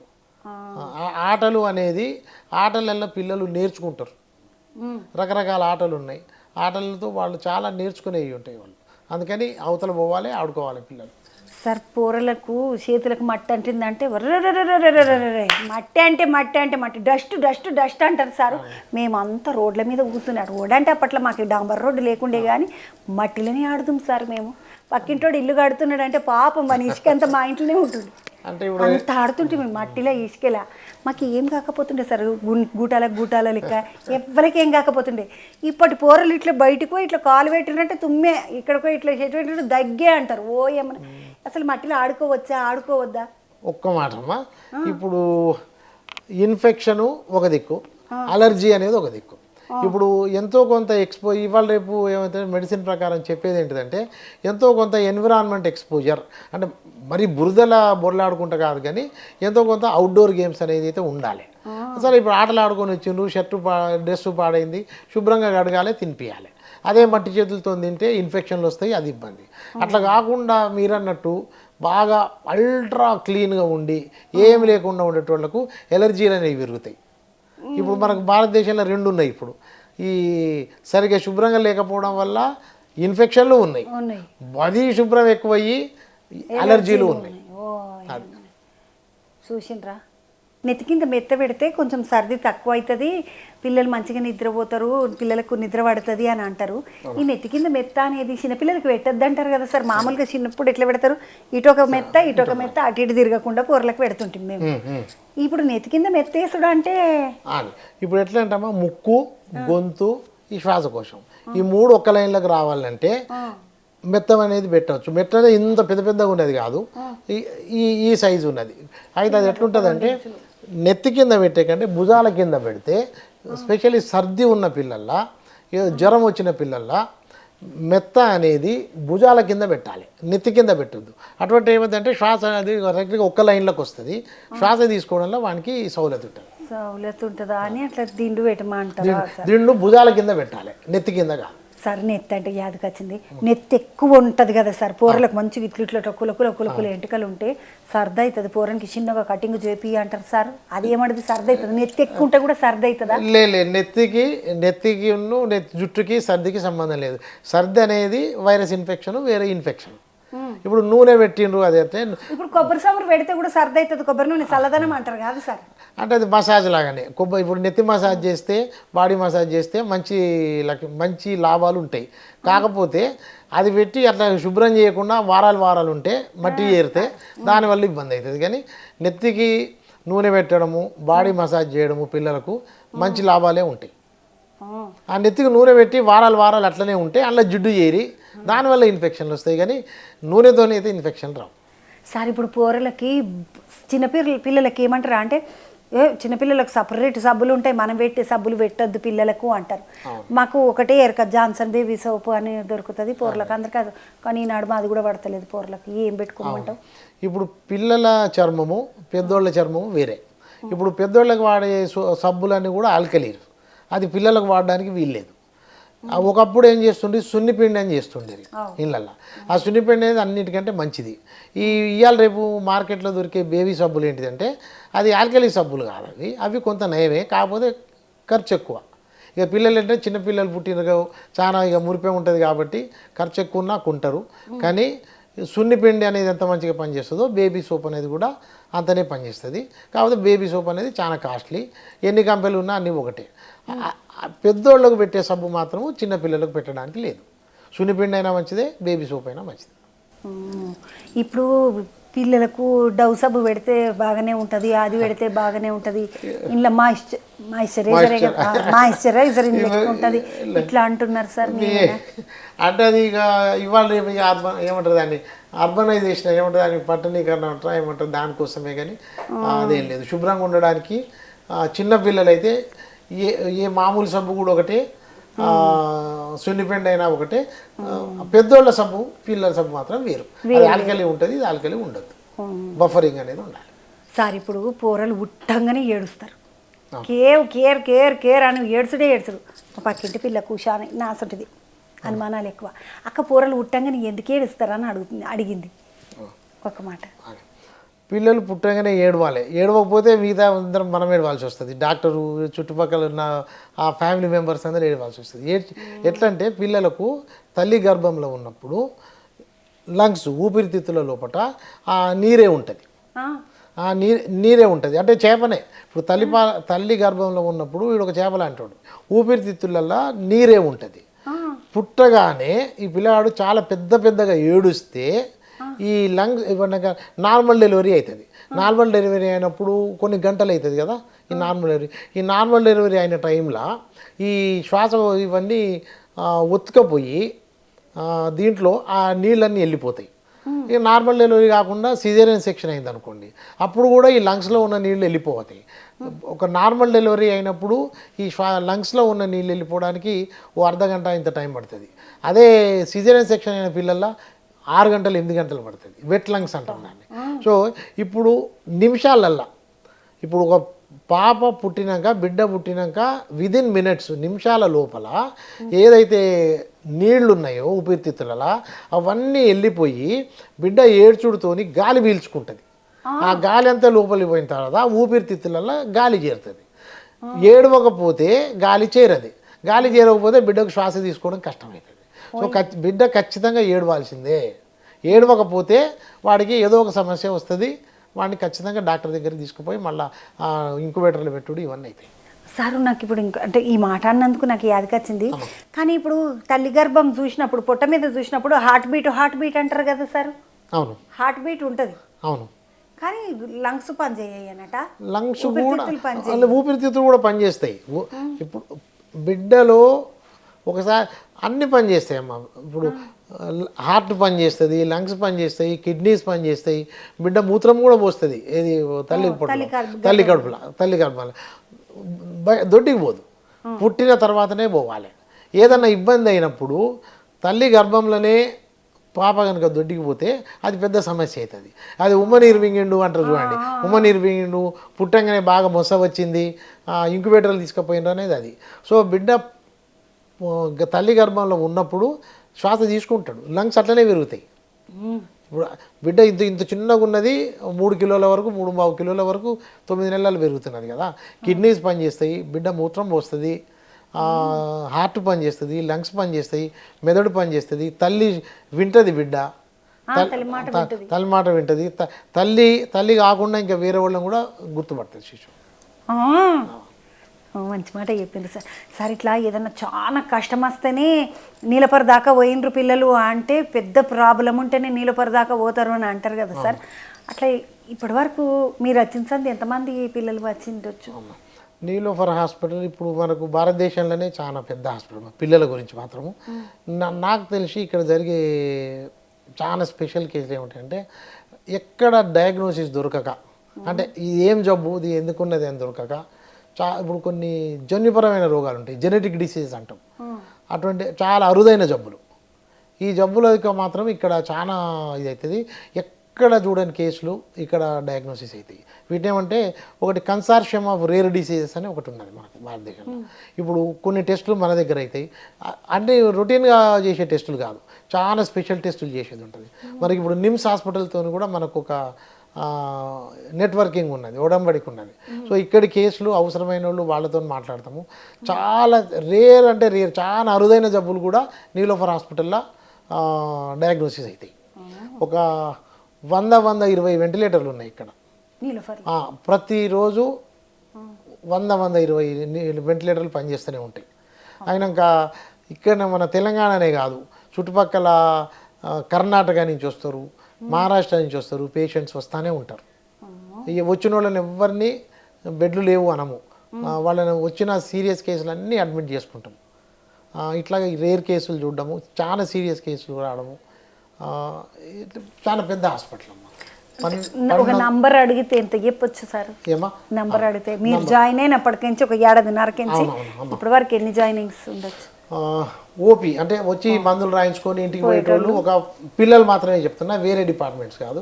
ఒక 1200-1300 కేసులు వస్తాయి. ఈ సీజన్ టైంలో 1800 వరకు కూడా వస్తాయి రోజుకు. ఓపీలు అంటే చూపించుకొని పోయేటోళ్ళు. అట్లా కాకుండా అడ్మిట్ చేసే కేసులు ఒక 1000 ఉంటాయమ్మా. ఇప్పుడు ఎదురుంగ బిల్డింగ్లో బాగా సీరియస్ కేసులు అడ్మిట్ చేస్తాము. కొంచెం బిడ్డలు మంచిగా అయిన తర్వాత, స్టేబుల్ అయిన తర్వాత ఇక్కడ వార్డులలోకి వస్తారు. ఇట్లా కాకుండా పీడియాట్రిక్ సర్జరీ అనేది ఒకటి ఉన్నది.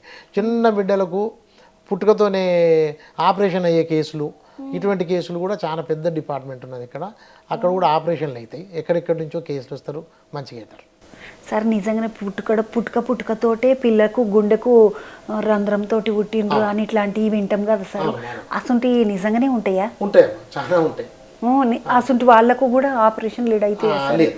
ఇక్కడ మనకు బొత్తకు సంబంధించినవి, లంగ్స్కి సంబంధించినవి, బ్రెయిన్కి సంబంధించినవి ఈ సర్జరీలు అన్నీ అప్పుడే పుట్టిన బిడ్డలకు కూడా చేసేవి అవుతాయి.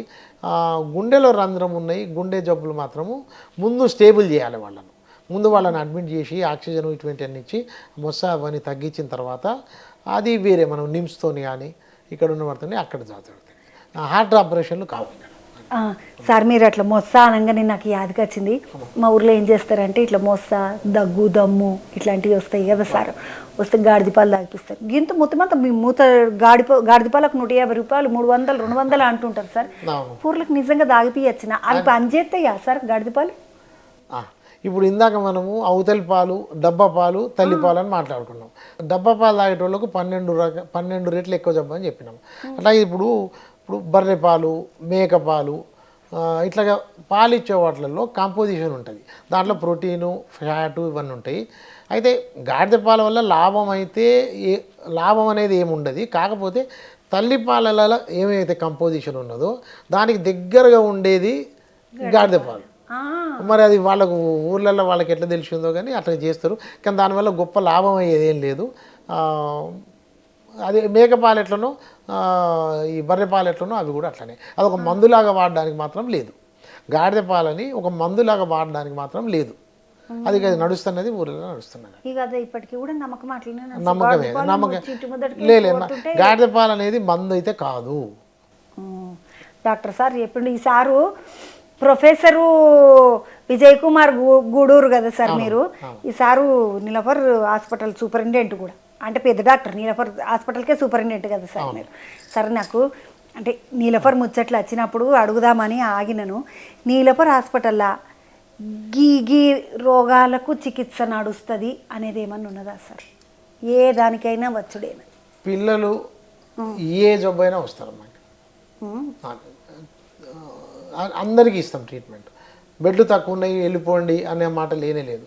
పిల్లలు సీరియస్గా ఉన్నారు, ఖచ్చితంగా అందరినీ అడ్మిట్ చేసుకుంటాము, అందరినీ చూస్తాం, అందరి పిల్లల్ని చూస్తాం.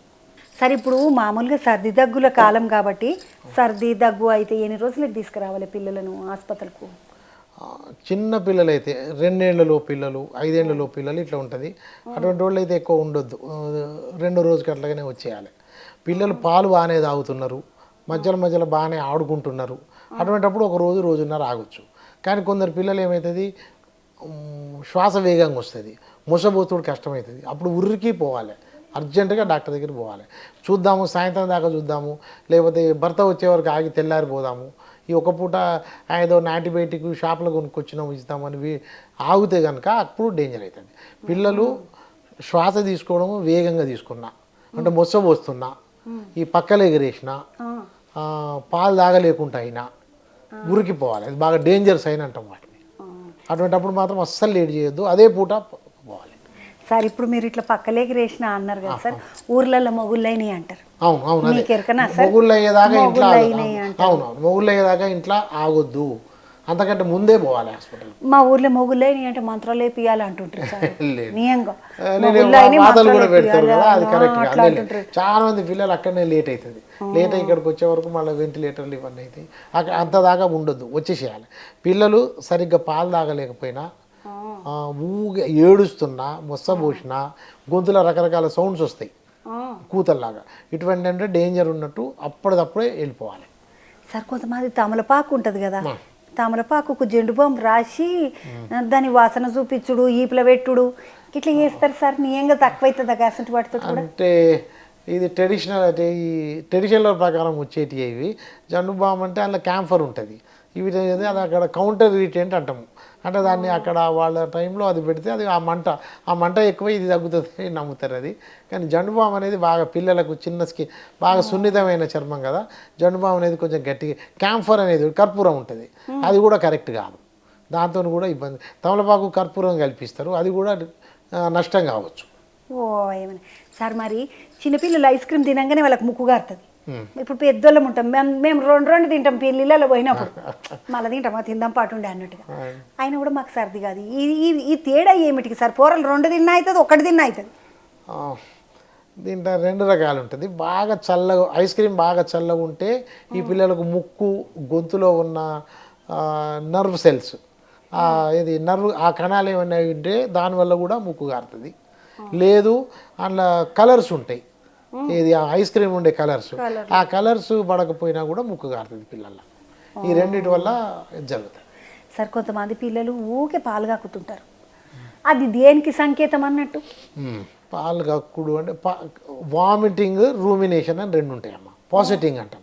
ఏమైందంటే పిల్లలు కొందరు గబ్బ గబ్బ పాలు తాగుతారు. పాలు తాగినప్పుడు తల్లికి సరిగా ఇవ్వడం రాకపోయినా మరి చిన్న పిల్లలు అన్నప్పుడు వాడు పాల కంటే ఎక్కువ గాలి మింగుతారు పిల్లలు. ఈ గాలి మింగినప్పుడు వాడికి ఆకలి అవుతుంటుంది, పాలు రాలే. అటువంటిప్పుడు ఏమవుతుంది, అంటాడు. బేమనే వరకు ఇంత గాలి ఇంత ఇంత ఇది వస్తుంది. దాన్ని మనం ఏమనుకుంటాం ఇది పెద్దగా వచ్చిన వాంతి అనుకుంటాం. అది వాంతి కాదు, అది గాలి మింగడం వల్ల ఇది వచ్చేది. కాబట్టి తల్లి పొజిషన్ కనుక కరెక్ట్గా ఉంటే, బిడ్డ నోరు ఎక్కువగా తెరుచుకొని బిడ్డ తల్లి ఛాతీ దగ్గర తీసుకొని పాలు తాగిస్తే కనుక ఈ పిల్లలు గబగబా గాలి మింగకుండా పాలు మాత్రమే తాగుతారు. పాలు తాగినప్పుడు వాళ్ళకు బొత్త నిండుతుంది. బొత్త నిండినప్పుడు ఈ వాంతి అనేది తక్కువ. అప్పుడు వాళ్ళను కొద్దిసేపు భుజాన్ని వేసుకొని ఇటు కుడివైపు తిప్పి పడుకోబెడితే పాలు పేగులలోకి జారిపోతాయి. ఇట్లా కాకుండా సగం పాలు సగం గాలి మింగినప్పుడు వాళ్ళు ఇట్లా చేసినప్పుడు అది బొళ్ళమని వస్తుంది. అది వాంతి కింద తీసుకోము దాన్ని. అట్లా కాకుండా కొన్ని జబ్బులు ఉంటాయి. అక్కడ ఏమవుతుందంటే తాగిన పాలు బొత్తలకి వెళ్ళి మళ్ళీ మీదికి ఎక్కొస్తాయి. అటువంటిప్పుడు కూడా పిల్లలు ఏడుస్తుంటారు బాగా. ఇట్లా మీదికి ఇట్లా చూస్తారు, ఫిట్స్ కాదు, ఇట్లా మీదికి ఇట్లా పెడతారు. సో దీనికి డయాగ్నోస్ చేయబడుతుంది. డాక్టరు కొంచెం చూసి కొన్ని పరీక్షలు చేసి దాన్ని గ్యాస్ట్రోఇసోఫేజియల్ రిఫ్లక్స్ అంటాం. అంత చిన్న పిల్లలకు కూడా గ్యాస్ట్రో ప్రాబ్లమ్లు ఉంటాయి. రిఫ్లక్స్ అనేది ఉంటుంది, అంటే పాలు ఎక్కొచ్చుడు అనేది ఉంటుంది. కానీ అది సాధారణంగా జరగదు. అది ఎప్పుడో ఒకసారి ఎవరో ఒకళ్ళకి వచ్చే జబ్బు. అది దొరకబడితే దానికి ట్రీట్మెంట్ ఇవ్వచ్చు. కొంతమంది పోరలకు అంటారు మా పిల్లలకు అజీర్తున్నది అంటారు. ఆ పిల్లలకు అజీర్తి, చిన్న పిల్లలకి ఏం అజీర్తి ఉంటుంది సార్, ఏది తింటే అది అరిగిపోవాలంటారు. మా నాయనమ్మ అంటుండే రాళ్ళు తింటే రాళ్ళు అరిగించుకోవాలి, చిన్న పోరలు అంటే నడువుండి తినుండి ఉరుకుండి అంటుండే. అవును, చిన్నపిల్లలకు అజీర్తి సమస్యలు ఉండవు. ఏదైనా అనుకోకుండా రేర్గా పుట్టుకతోనేమన్నా పేగులలో ఏమన్నా జబ్బులు ఉంటే తప్పించి పిల్లలకు అజీర్తి అన్నమాట లేదు, జబ్బు ఉండదు సార్. కొంతమంది పోరలు ఏం తిన్నా ఏం తినకున్నా జొలుగు ఆడుతూనే ఉంటుంది వాళ్ళకు. ఒక ఏడాదిన్నర అయిన దాకా కూడా గారుతూనే ఉంటుంది. అది ఏమన్నా సంకేతమా సార్, ఏమన్నా రోగానికి సంకేతమా? వాళ్ళకి ఏమన్నా కొంతమందికి మాటకి ఇట్లా జల్దీ రాదు, జొల్లు మాత్రం గారుతుంటుంది. తల్లిపాలు 6 నెలల వరకు అన్నము, ఆ తర్వాత వేరే అన్నము. ఇప్పుడు ఒక బిడ్డ ఒక 6 నెలలు 5.5 నెలలు ఈ టైంకు సొల్లు ఎక్కువ వస్తుంది. ఈ సొల్లు ఎక్కువ వస్తున్నది అంటే అర్థం ఏంటంటే తల్లిపాలతో పాటు వేరే ఫుడ్ కావాలి అని ఆ బిడ్డ చెప్తున్నది. అది ఈ సంకేతమా? తిండి కావాలని అడుగుతున్నట్టు అది సంకేతం. ఇది 6 నెలలు 7 నెలల పిల్లలకి. అట్లా కాకుండా ఇందాక మీరు ఒకటి అన్నారు, ఏంటిది మాటలు రావు సొల్లు వస్తున్నది అంటే ఇటువంటి పిల్లలు ఎట్లుంటారంటే వాళ్ళకి ఏమైనా బుద్ధిమాంద్యం ఉన్నదా, అంటే తెలివి కొంచెం తక్కువ ఉన్నదా, దానివల్ల ఇక్కడున్న మజిల్స్ ఏమన్నా తేడా ఉండి దానివల్ల ఊకే సొల్లు వస్తుందా, దాన్ని డాక్టర్ చూడబడుతుంది, పరీక్షలు చేసి అది నిర్ధారణ చేయబడుతుంది. కానీ ఒక 6 నెలల పిల్లలు 7 నెలల పిల్లలు సొల్లు వస్తుంది అని అర్థము, నాకు నీ పాలు తాగుతలేవు ఇంకా వేరే అన్నం పెట్టు అని అర్థం, ఉగ్గు పెట్టు అని అర్థం. 6 నెలల సంధి అంటే పిల్లలకు మొదలు భోజనం పెడతారు కదా సార్. ఇప్పుడు మా సాంప్రదాయంలో ఎట్లుంటుంది అంటే మేము తెలుగులు పోరలు వాళ్ళు అది అమాసన పూర్ణిమ అష్టమ ఇంకొకట ఏం సంబంధం ఉండదు సార్. పోరలు పుట్టిన 6 నెలల 6 రోజులకు భోజనం పెట్టేస్తారు, అంటే ఉగ్గు పెట్టేసేస్తారు, ఇంత పరిమాణం నాకిపిస్తారు, ఇక ఉగ్గు పెట్టేసేస్తారు. మామూలుగా అయితే ఎట్లా ఇవ్వాలి సార్ అంటే ఇది సాంప్రదాయం ప్రకారం ఇట్లా అనుకుంటాం మేము. డాక్టర్లు అయితే ఏం చెప్తారు, 6 నెలలు నిండి 7 నెలలు పడే వరకు తల్లిపాలు. మన దాంట్లో సంప్రదాయంలో 6 నెలలు 6 రోజులు అంటే కొంచెం ముందైంది.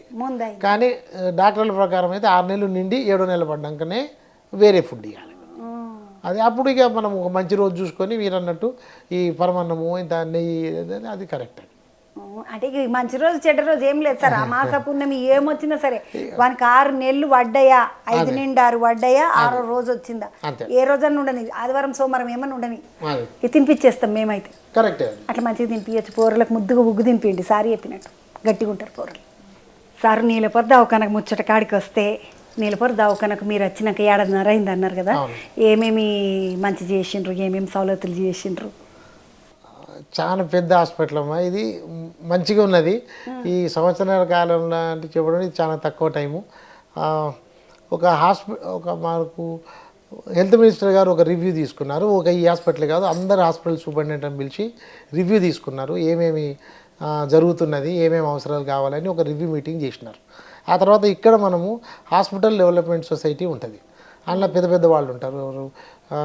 చైర్మన్ డిస్ట్రిక్ట్ కలెక్టర్ గారు ఉన్నారు. వారు అట్లా కాకుండా మా రూల్స్ ప్రకారము ఒక హాస్పిటల్ డెవలప్మెంట్ సొసైటీది ఒక మీటింగ్ చేసుకున్నాము. ఆ మీటింగ్ చేసుకున్న తర్వాత మళ్ళీ హెల్త్ మినిస్టర్ గారు ఇక్కడ దామోదర్ రాజనరసింహ గారు పిల్లలు ఇక్కడ పోస్ట్ గ్రాడ్యుయేట్ స్టూడెంట్స్ ఎండి ఎంఎస్ చదువుకునే పిల్లలు సంవత్సరానికి 60 అంటే 3 సంవత్సరాలు అంటే ఇక్కడ 220 మంది పోస్ట్ గ్రాడ్యుయేట్ స్టూడెంట్స్ చదువుతూ ఉన్నారు. వీళ్ళకి హాస్టల్ ఫెసిలిటీస్ లేవు. వీళ్ళకు ఈ పీజీ పిల్లలకు ఒక హాస్టల్ ఫెసిలిటీ కావాలి అని హాస్టల్ చేయడం జరిగింది. ఈ హాస్టల్కి యాక్షన్ ప్లాన్ కూడా అయింది. అది తొందరలోనే మొదలవుతుంది. 1230 బెడ్ల కోసము ఈ హాస్పిటల్కు శాంక్షన్ ఉన్నది, కానీ ఎప్పుడు కూడా 1500-1600 మంది పేషెంట్లు ఉంటారు. అప్పుడు ఎట్లా సార్ మరి ఒక బెడ్కి 2-3 ఇట్లా ఉంచుతారా ఏమి? పిల్లలు కదా, చిన్న పిల్లలే అన్నట్టుగా.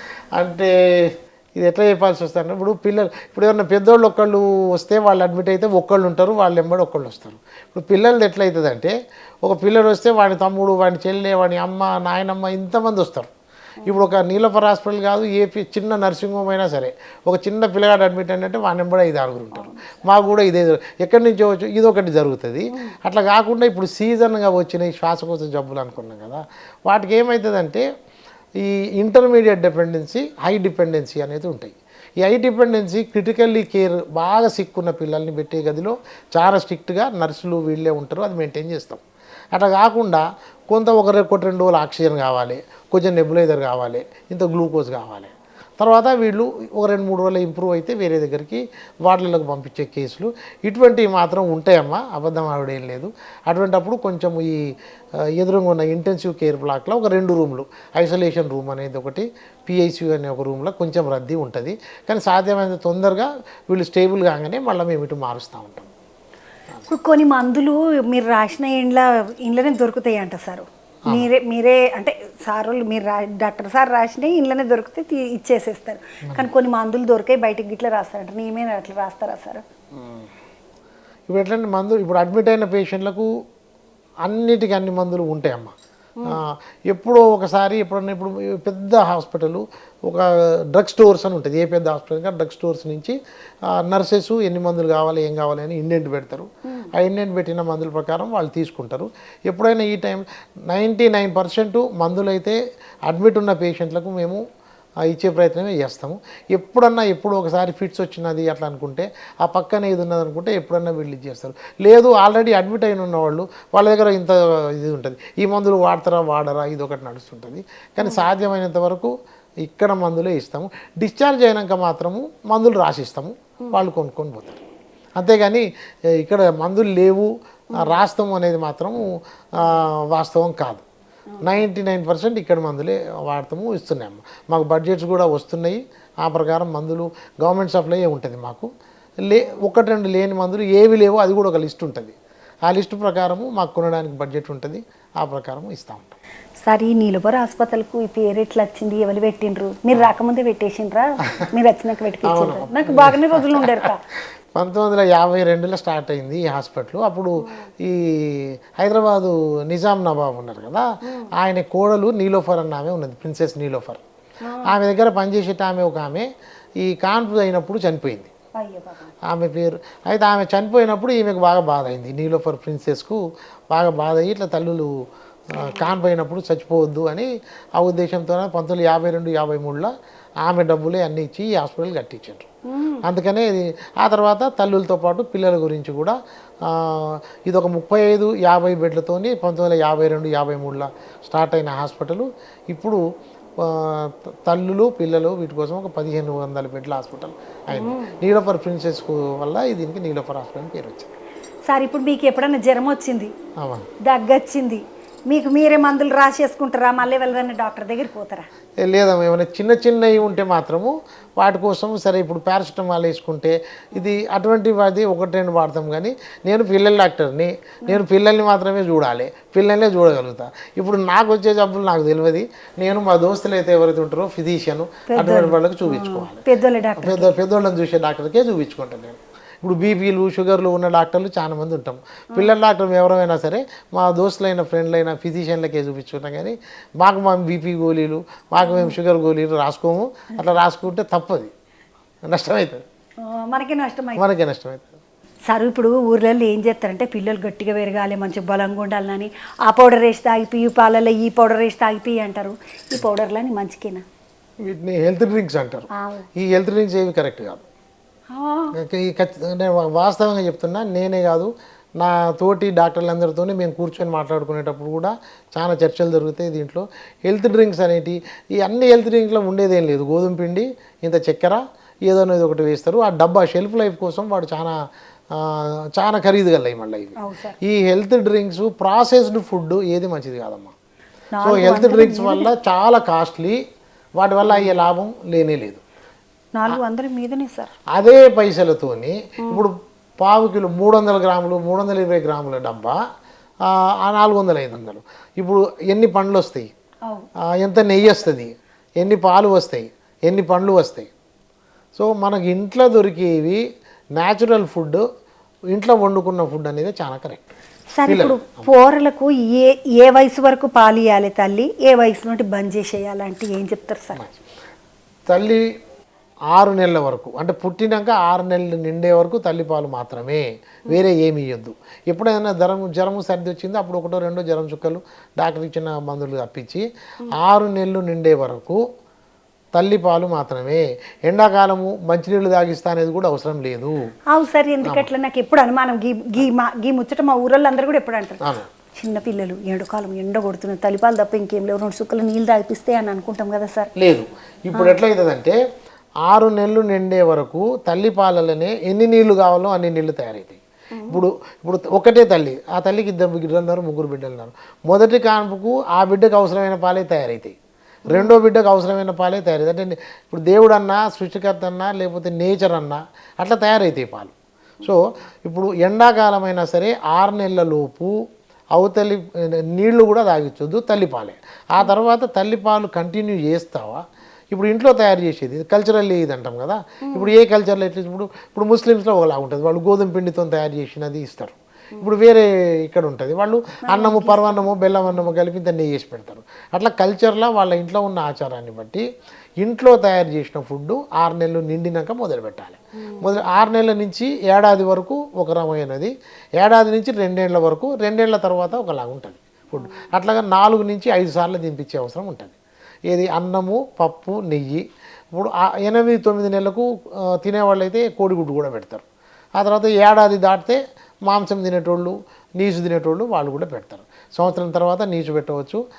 9 నెలల తర్వాత ఇక్కడ డాక్టర్లు ఒక్క తీరే చెప్తారు. 7 నెలలని కొందరు అంటారు, 9 నెలలు కొందరు అంటారు. కానీ ఇప్పుడు 9 నెలల నుంచి కోడిగుడ్డు కూడా ఇవ్వచ్చు. సంవత్సరం దాటిన వాళ్ళకి నాన్ వెజ్ నీచు కూడా ఇవ్వచ్చు.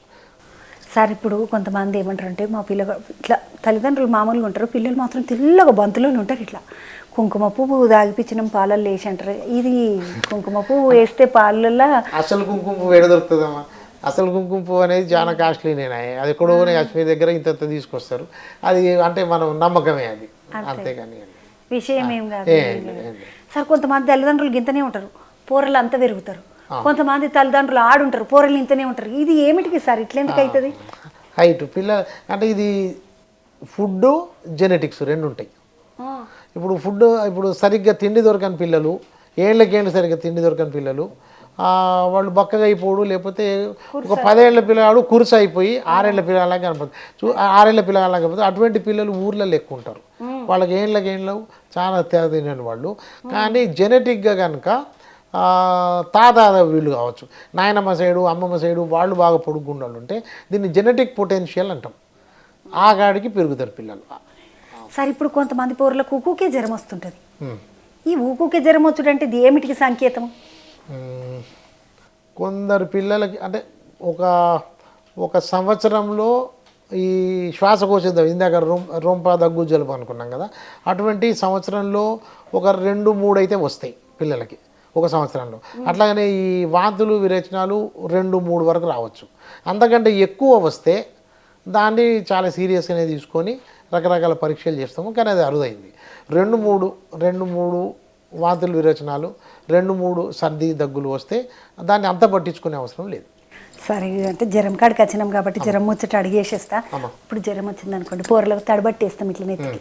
సర్దై జ్వరం వచ్చినా కూడా తడిబట్టని వేస్తాము. అంటే నాకు ఎప్పుడు ఒక అనుమానం వస్తుంటుంది, అంటే ఇది ఎంత తింగరదని మీరు అనుకున్న సరే అని నాకు ఒక ఆలోచన. ఇప్పుడు జ్వరం వచ్చిన పిల్లలకు తడిబట్టి వేసి తుడుస్తాం పెయ్యంతా. జ్వరం తక్కువ అవుతుంది, తడిబట్టతోడు తుడవాలి అంటారు. ఇది ఎక్కడికి చెప్పిన ముచ్చట. ఇప్పుడు సర్దైన పొరలకి జ్వరం వచ్చింది అనుకోండి, వేడి నీళ్ళ బట్ట ముంచి తుడవాలనా సార్ అసలు? ఇప్పుడు ఎట్లా అంటే జ్వరం వచ్చిన పిల్లల ఇందాక అనుకున్నాము, కొందరు పిల్లలకు జ్వరం బాగా వచ్చినప్పుడు ఫిట్స్ వస్తాయి, లేదు జ్వరం బాగున్నప్పుడు వాళ్ళకు మంచిగా అనిపించేది. దీన్ని ఏమంటే టెపిడ్ స్పాంజింగ్ అంటాం. ఏంటంటే చల్లటి నీళ్లు, ఫ్రిడ్జ్లో నీళ్లు వాడొద్దు, నష్టమవుతుంది. గోరువెచ్చటి నీళ్ళు అంటే 15 నుంచి 16 డిగ్రీల ఉన్న నీళ్ళు అయితే కరెక్టు. కానీ మనం ఇంట్లో 15-16 డిగ్రీలు అనే థర్మామీటర్ వేసి చూసే అవసరం లేదు. అందుకని ఈ రూమ్ టెంపరేచర్లో ఉన్న నీళ్ళే ఇట్లా తుడిస్తే వాళ్ళకు కొంచెం ఇబ్బంది అవుతుంది. అట్లా ఏం చేయాలంటే ఒక కాటన్ టవల్లో, ఒక పల్సటి కాటన్ టవల్లో ముంచి దాన్ని ఒంటికి చుట్టాలి. ఒంటికి చుడితే పిల్లలు బాగా జ్వరం ఉన్న పిల్లలకి ఏమవుతుంది, అది ఆరిపోతుంది. మళ్ళీ ఇంకొక రెండోసారి మూడోసారి చుట్టవచ్చు. పిల్లలు ఫస్ట్ వద్దంటారు, కానీ తర్వాత వాడికి అర్థమవుతుంది, అరే దీంతో లాభం అవుతుందని అప్పుడు వాళ్ళు చేయనిస్తారు. దీన్ని టెబిట్ స్పాంజింగ్ అంటాం. ఇట్లా పట్టుకొని రుద్దితే వాడికి మంచిగా అనిపించదు, బంటలాగా అనిపిస్తుంది. వీళ్ళు రుద్దుడు వాడు ఒర్లుడు ఇదే ఉంటుంది, ఎత్తి పోతుంది సార్. బాగా రుద్దుడు చేయకూడదు, ఒంటికి ఒక తడిగుడ్డు బట్ట చుట్టాలి. చుడితే 2-3 నిమిషాలకు ఆరిపోతుంది ఆ వేడికి, మళ్ళీ ఒకసారి చుట్టవచ్చు. సార్ మీరు చుట్టాలే అంటే నాకు గుర్తుకొచ్చింది, తల్లి చేతితోటి చేసే మసాజ్ పిల్లలకు చాలా మంచిదని ఏదో సర్వే వచ్చిందంట కదా సార్, నియమేనా? ఉన్నదమ్మా. బాడీ చిన్న పిల్లలల్లా ముక్కులో వేయకుండా ఆయిల్ మసాజ్ చేసి, స్నానం పోసే ముందు ఆయిల్ మసాజ్ చేసి, దీనివల్ల చాలా మంచి లాభాలు ఉంటాయి, పిల్లలు మంచిగా పెరుగుతారు. సార్ మరి ఇప్పుడు సర్దైన పొరలకు స్నానం చేపియచ్చునా? అంటే జ్వరం బాగున్నది, వాడు ఇష్టపడతలేడు అనుకున్నప్పుడు ఒక్క పూట మానేస్తే మానేయచ్చు. కానీ 3-5 రోజులు జ్వరం తగ్గేదాకా పోయొద్దు, అట్లయితే కరెక్ట్ కాదు. కొంచెం వాడికి మంచిగానే ఫీల్ అవుతున్నాడు అటువంటిప్పుడు పోయవచ్చు. వారాలు రోజులు జ్వరం స్నానం పోయకుండా అయితే ఉండద్దు. ఎప్పుడన్నా ఒక పూట మానేస్తే మానేయచ్చు. మీరు స్నానం ముచ్చట వచ్చేసరికి నాకు అంగన్వాడీ వాళ్ళు యాదకి వచ్చిండ్రు. అంగన్వాడీలో పౌడర్ పెడతారు సార్ పొరలకు, మా పొరలు అందరూ వాళ్ళు పెట్టే పౌడర్ మంచిదేనా? అవును, చాలా మంచిది. అది దాన్ని బాలామృతం. బాలామృతం అనేది ఇప్పుడు మీరు ఇందాక అవి చెప్పారు కదా, ఇది పౌడర్లు ఇవి అనేది, ఆ పౌడర్లు వందలు పెట్టే పౌడర్ల కంటే ఈ బాలామృతం అనేది చాలా మంచిది. ఇప్పుడు మనకు ఇప్పుడు ఈ అంగన్వాడీలో దొరికేది పిల్లలందరికీ, వాళ్ళు బీదోళ్ళైనా సరే ధనవంతులైనా సరే పిల్లలందరికీ ఇది మంచి ఫుడ్. అది అట్లనే చక్కెరలాగా బుక్కియొచ్చు, దాన్ని మళ్ళీ ఏదన్నా దాంతో కిచిడీలాగా చేసి పెట్టచ్చు, ఏదైనా చేయవచ్చు. బాలామృతం చాలా మంచిదమ్మా. సరే ఇప్పుడు కొంతమంది పొరలకు నెలకు 2-3 సార్లు సర్దొచ్చిపోతుంటుంది, ఇది ఏం చెప్తున్నది అన్నట్టు? అంటే మనం సరిగ్గా తిండి పెడతలేమన్నట్ట, పొరలను సరిగ్గా చూసుకుంటలేమన్నట్ట, ఏమిటి కదా అర్థము? అట్లా కదమ్మా, రకరకాల ఇన్ఫెక్షన్లు వస్తాయి, ఇన్ఫెక్షన్ ఎక్స్పోజర్ అంటారు. కొందరు పిల్లలేమో వాళ్ళ బాడీ రియాక్ట్ అయినప్పుడు ఇది తెలుస్తుంది. సో ఎన్నో కొన్ని ఇన్ఫెక్షన్లు వస్తే వాడి ఇమ్యూన్ సిస్టమ్ అనేది వాడిది ఛాలెంజ్ తీసుకొని ఇది అవుతున్నట్టు అర్థం. కొందరు పిల్లలకు అది రియాక్ట్ అయినా కూడా ఇది తెలియదు అనమాట, ఇది జ్వరంలాగా తెలియదు. మరీ 5 సార్లు అడ్మిట్ అయ్యిండు, 3 సార్లు అడ్మిట్ అయ్యిండు, దానికోసం మనం చాలా జాగ్రత్తలు తీసుకోవాలి, టెస్టులు చేయాలి. కొందరికి ఎక్కువ వస్తుంది, కొందరు తక్కువ వస్తుంది, దాన్ని అంతా పట్టించుకునే అవసరం లేదు. సార్ నాకు సర్ది ముచ్చట్లు మాట్లాడుతుంటే నాకు ఒక ముచ్చట యాదకి వచ్చింది. తల్లికి సర్ది అవుతుంది సారు, పూరనికి సర్ది అవుతుంది. మళ్ళీ ఉట్టి పూరనికి సర్ది అయినప్పుడు తల్లికి సర్ది కాదు. ఈ తల్లికి సర్ది అయితే పూరలకు సర్ది అవుతుంది అంటే కొన్నిసార్లు ఏమో అట్లా కూడా కాదు సార్. తల్లికి సర్ది ఉంటుంది కానీ పూరలకి ఏం కాదు, గుటం వాళ్ళు మంచిగానే ఉంటారు ముద్దుగా. మళ్ళీ పూరలకు సర్ది ఉంటుంది, తల్లికి పాపం సర్ది ఉండదు. ఇది తల్లి నుండి పిల్లకు, పిల్ల నుండి తల్లికి వస్తుండొచ్చునా సార్? రావచ్చు. ఇప్పుడు ఏమంటే ఇప్పుడు వైరస్లు అనుకున్నాం, రకరకాల వైరస్లతో సర్ది జబ్బులు వస్తాయి. ఆ వచ్చినప్పుడు ఇన్ఫెక్టివిటీ అంటాం. ఏంటంటే ఒకళ్ళ నుంచి ఒకళ్ళకు ఈజీగా వచ్చే వైరస్ వల్ల తల్లికి వచ్చినా బిడ్డకు వచ్చినట్టే, బిడ్డకు వచ్చినా తల్లికి వచ్చినట్టే. సాధారణంగా పిల్లలు ఎక్కడికి పోకుండా ఒక్క దగ్గరే ఉంటారు కాబట్టి వాళ్లకు వేరే వాళ్ళ ద్వారానే రావాలి.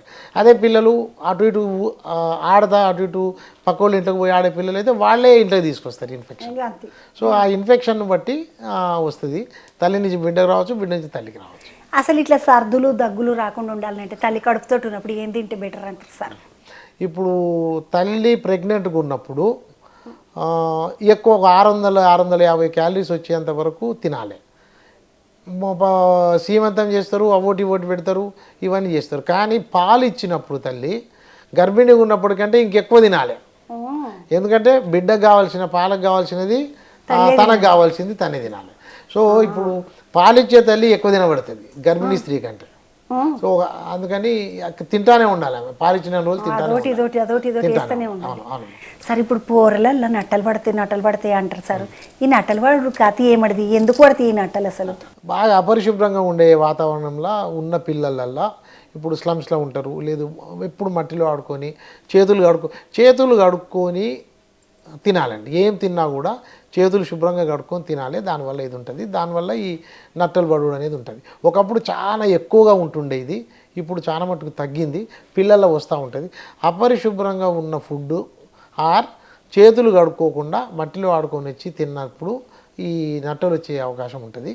మట్టిలోంచి ఆ గుడ్లు ఉంటాయి, ఆ గుడ్లు వెళ్ళి తినేస్తారు, అవి బొత్తల పాములు పురుగులు అయితే వాటి కోసం మందులు ఉంటాయి. అంటే మన పొట్టలో పాములు పురుగులు అయ్యేటి ఏం ఉండయి, కింద వీళ్ళ బయటకి లోపలికి బయటికి వెళ్ళి గుడ్లు అవన్నీ మనమే మింగుతాము, అవి వాటిని అవి బొత్తలు ఇవైతాయి. సార్ కొంతమంది పూర్లకు ఒకటి చెవులకి సీములు కారుతుంటాయి సార్, అవి ఏమిటికి అన్నట్టు?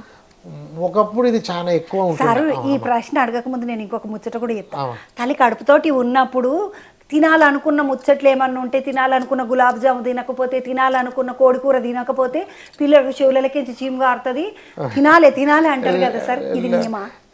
ఇది అంటే దానికి దీనికి లింక్ లేదు. సాధారణంగా ఇప్పుడు తల్లికి ఏమైనా తినబుద్ధి అయింది పెట్టాలి. ఇప్పుడు ఎందుకంటే ఆమె బిడ్డ కోసం ఉన్నది, ఆమెను స్పెషల్గా చూసుకోవాలి కాబట్టి పెట్టాలి. కానీ ఆమె తినకపోతే వల్ల బిడ్డకి ఏదో వస్తుంది అనే దానికి అదేం సంబంధం లేదు, లింక్ ఏం లేదు. మరి ఎందుకు వస్తుంది సార్ చెవులకి? ఒకప్పుడు చెవుల చీమ అనేది చాలా ఎక్కువగా ఉంటుండే. పిల్లలు కొందరు నెలలు వారాలు చెవులకి వెళ్ళి చీము కారుతుండే. చెవు వెనక మ్యాస్టైటిస్ అని ఉంటాయి, దాంట్లో ఇన్ఫెక్షన్లు వస్తుండే. తర్వాత ఈ చీము మెదడుకి ఎక్కి అట్లా కూడా మెదడులో చీమ అవుతుండే, అట్లా చాలా ఉంటుండే.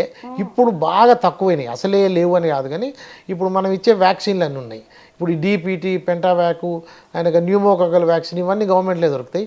ఈ వ్యాక్సిన్లు అన్నీ ఇచ్చినందువల్ల చెవుల ఇన్ఫెక్షన్లు అనేవి బాగా తగ్గినాయి. కానీ ఇప్పుడు కూడా వస్తాయి. వచ్చినప్పుడు మనం ఒక డాక్టర్ గుర్తుపడితే ఒక యాంటీబయాటిక్ ఇస్తాం. ఇప్పుడు చెవులో చీము గారడానికి, చీము ఎండిపోవడానికి, ఇన్ఫెక్షన్ కంట్రోల్ చేయడానికి యాంటీబయాటిక్. తర్వాత చీము గారిందంటే చెవులో ఒక రంధ్రం పడ్డట్టే, దాన్ని మళ్ళీ ఏంటి డాక్టర్ చూడాలి. అయితే ఈ రంధ్రం అనేది చాలా చిన్నగా ఉంటే అది దానికి అదే కూర్చుకుంటుంది. ఒకవేళ ఈ రంధ్రం అనేది కనుక పెద్దగా ఉంటే మళ్ళీ ENT డాక్టర్ చూసి అవసరమైన ట్రీట్మెంట్ వాళ్ళు చేయాల్సి వస్తాయి. కొంతమంది పిల్లలకు పాలు అరగాయి అంటారు సార్, అసలు పాలు అరగకపోవడం అనేది ఉంటుందా? తల్లిపాలు అరగకపోవడం అనేది ఉండదు అంటారు, కానీ ఇప్పుడు బయట పాలు తాగుతారు, పాలు అరగలేదు అంటారు సార్. అవును కదా. ఇప్పుడు తల్లిపాలు ఆ బిడ్డకు, ఇప్పుడు బర్రెపాలు దూడకి అంతే. ఇప్పుడు అవి ఎట్లా పెరుగుతాయి? వాటి సైజ్ ఎంత ఉన్నది, మన పిల్లల సైజ్ ఎంత ఉన్నది. ఇప్పుడు తల్లిపాలల్లో షుగర్ ఎక్కువ ఉంటుంది, ఫ్యాటు ప్రోటీన్ 1% ఉంటాయి. అదే దీంట్లో ఈ బర్రె పాలల్లో దానికి రెట్టింపు ఉంటుంది, కొవ్వు కానీ ప్రోటీన్ కానీ రెట్టింపు ఉంటుంది. అందుకని అరగడానికి కష్టం పిల్లలకు. అది ఆ పాలు తెల్లగానే కనపడతాయి, ఈ పాలు తెల్లగానే కనపడతాయి, కానీ క్వాలిటీ అనేది చాలా తేడా. ప్రోటీను, షుగరు, ఫ్యాటు, వాటిల్లో ప్రోటీను ఫ్యాటు చాలా ఎక్కువ ఏది బర్రె పాలల్లో. తల్లిపాలల్లో చక్కెర ఎక్కువ. సో తల్లిపాలు తల్లి బిడ్డకే, బర్రెపాలు దుడ్డకే. గట్లా అంటే మన పాలు మన పిల్లలకు, బర్రెపాలు బర్రె పిల్లలకు అన్నట్టుగా ఆ లెక్కతోటి జర అరగేమో చూసుకోండి. ఇక మరి మంచిగా జర పలసగా చేసి తాగిపిస్తే అరుగుతుండొచ్చిన సార్, జర పలసగా చేసి తాగిపిస్తే అరుగుతుండొచ్చు. పలసగా చేస్తే షుగర్ తగ్గిపోయింది, కొవ్వు తగ్గిపోయింది, ఫ్యాట్ తగ్గిపోయింది. దానివల్ల ఏమవుతుంది, మా వాడికి లేదు, ఒట్టి నీళ్ళు లేదు. అయ్యో రామచంద్ర సార్, ఇప్పుడు ఆడపిల్లలు పుట్టినరు అనుకోండి, కొంతమంది ఏం చేస్తారంటే మళ్ళీ ఆడపిల్లనే పుట్టిందే ఉన్నది ఇది అని తల్లిగారింటికి భార్యను పంపించిన మొగోళ్ళని చాలా మందిని చూస్తుంటాం సార్. ఇది ఎవరి తప్పు అన్నట్టు? తప్పు ఏముంటుంది ఇక్కడ?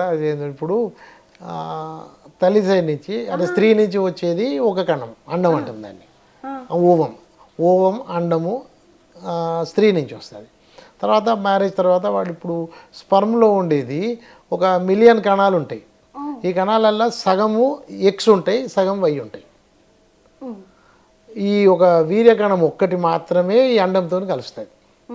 అప్పుడు X ఉంటేనేమో ఆడపిల్ల పుడుతుంది, XY ఉంటే మగపిల్ల పుడతాడు. ఇప్పుడు Y ఎవరి దగ్గర ఉన్నది?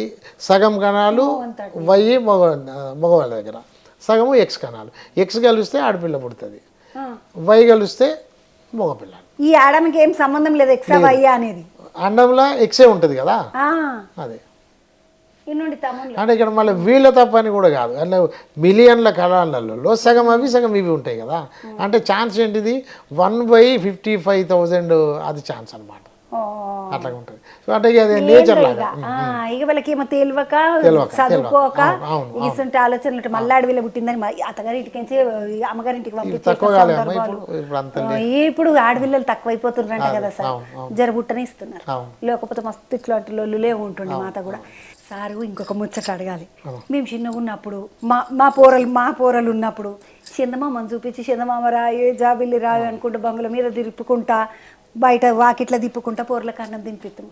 ఈ రోజులలో తల్లులు ఏం చేస్తున్నారు తెలుసా, పోరలకి ఏమన్నా ఇస్తారు, అందులో రైములు ఆ పిచ్చి పిచ్చి బొమ్మలన్నీ వస్తాయి కదా, కార్టూన్ బొమ్మలని, అవి ఎగురుడు దుంకుడు బటర్ఫ్లైలు ఎగురుడు ఇస్తుంటే అన్ని పెట్టుడు. పోరలకు ఒకటే ఒక చెంచతో ఇంకా చేయలేదు వీలేదు, చెంచతో తీసుడు పోరలకు పెట్టుడు. ఎట్లా సార్ ఇట్లా పోరలకి గంత చిన్నగున్నప్పటి నుండే ఫోన్లు ఇచ్చేస్తున్నారు తల్లులు. దీన్ని స్క్రీన్ టైం అంటారు. ఇప్పుడు వేరే మన దేశంలో కూడా ఇప్పుడు గైడ్ లైన్స్ వస్తున్నాయి. ఇప్పుడు ఈ స్క్రీన్ టైం అంటే ఏంటంటే సెల్ ఫోను, ఏంటిది ట్యాబు, టీవీ. చిన్న పిల్లల 2 ఏళ్ల లోపు పిల్లలు అసలు వీటికి టైమే లేదు, అసలు ఇవ్వకూడదు. సెల్ ఫోన్ అనేది చిన్న బిడ్డకు చూపించడానికే వీల్లేదు.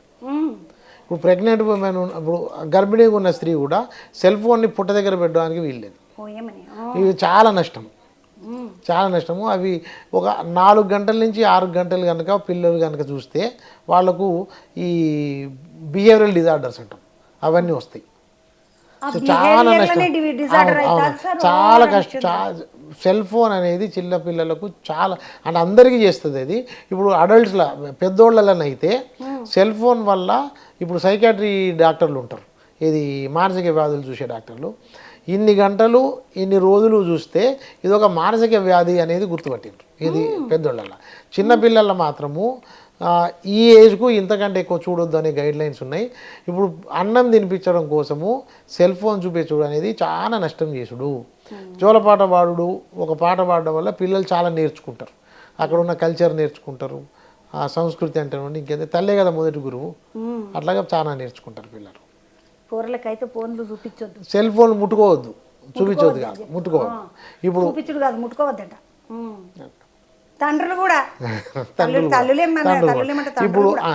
ఇప్పుడు సెల్ ఫోన్ అని చెప్పను, నేను స్క్రీన్ టైం అని చెప్తా. సెల్ ఫోను, ఈ ట్యాబు, టీవీ, బెడ్రూమ్లో ఈ 3 ఉండకూడదు.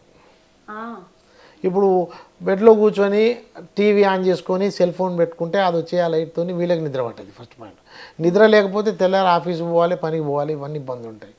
స్క్రీన్ టైం అనేది పెద్దోళ్ళకి కూడా రాంగు, పిల్లలకి అయితే అది బిహేవియరల్ డిజార్డర్స్ చేసేంత ఇది. గర్భిణీ స్త్రీలు అయితే ఫోన్ మాట్లాడి చాలా తక్కువసేపు మాట్లాడి పక్కన పెట్టడమే కరెక్ట్. దీనివల్ల చాలా నష్టం అవుతుంది.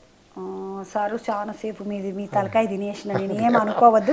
చంద్రవ పోయింది ఓయమ్మ ఇడుస్తలేదు సార్ తోటి ముచ్చోట అనుకునేది, కానీ మరి నా బుర్రకాయలు చాలా ప్రశ్నలు ఉంటాయి సార్. మాకు ఎండి పిల్లలు ఉంటారు, వాళ్ళకి పరీక్షలు అడుగుతాము, వాళ్ళకి పాస్ చేయాలన్నా ఫేస్ చేయాలని చూస్తాము. అంతకంటే కూడా నా ఎండి పరీక్ష కంటే ఎక్కువ క్వశ్చన్లు అడిగాము సార్. అట్లేం లేదు, అంటే ఇట్లా ఊర్లలో ఇవన్నీ ఉంటాయి కదా సార్, గాడిది పాలు తాగిపియాలన్నా, పొరలను ఈప్లకెచ్చి దెబ్బ కొడితే పండుకుంటారా, తులసిది తాగిపియాలన్నా, జీలకర్ర తాగిపియాలన్నా, ఇవి మస్తుగా ఉంటాయి, సబ్బు రుద్దాలన్నా, నూనె వెయ్యాలన్నా, ఇవన్నీ ఉంటాయి కదా. ఒక్కపారి అడిగినాను అంటే పెద్ద డాక్టర్ని అడిగిన, అది పిల్లల డాక్టర్ని అడిగినానంటే నిమ్మడం కదా సార్, అందుకని అడిగేసిన. ఏమనుకోకుండా శనార్థులు ఇంత సమయం తీసుకున్నందుకు చంద్రబాబు బా దమ్మా ఖరాబ్ చేసిందని అనుకోకుండా అందరికి వానికి వస్తాయని అడిగి. ఇగో ఇది సార్ తోటి ముచ్చట. Sir Niloufer hospital superintendent Vijay Kumar Guduru sir తోటి మాట్లాడినా మస్తు ముచ్చట్లు తెలుసుకున్నా. మళ్ళొక ముచ్చటతోటి మళ్ళీ కలుసుకుంటారు. ఈ పొద్దు ఇడిచేయండి, ఇక మళ్ళీ వస్తా కానీ.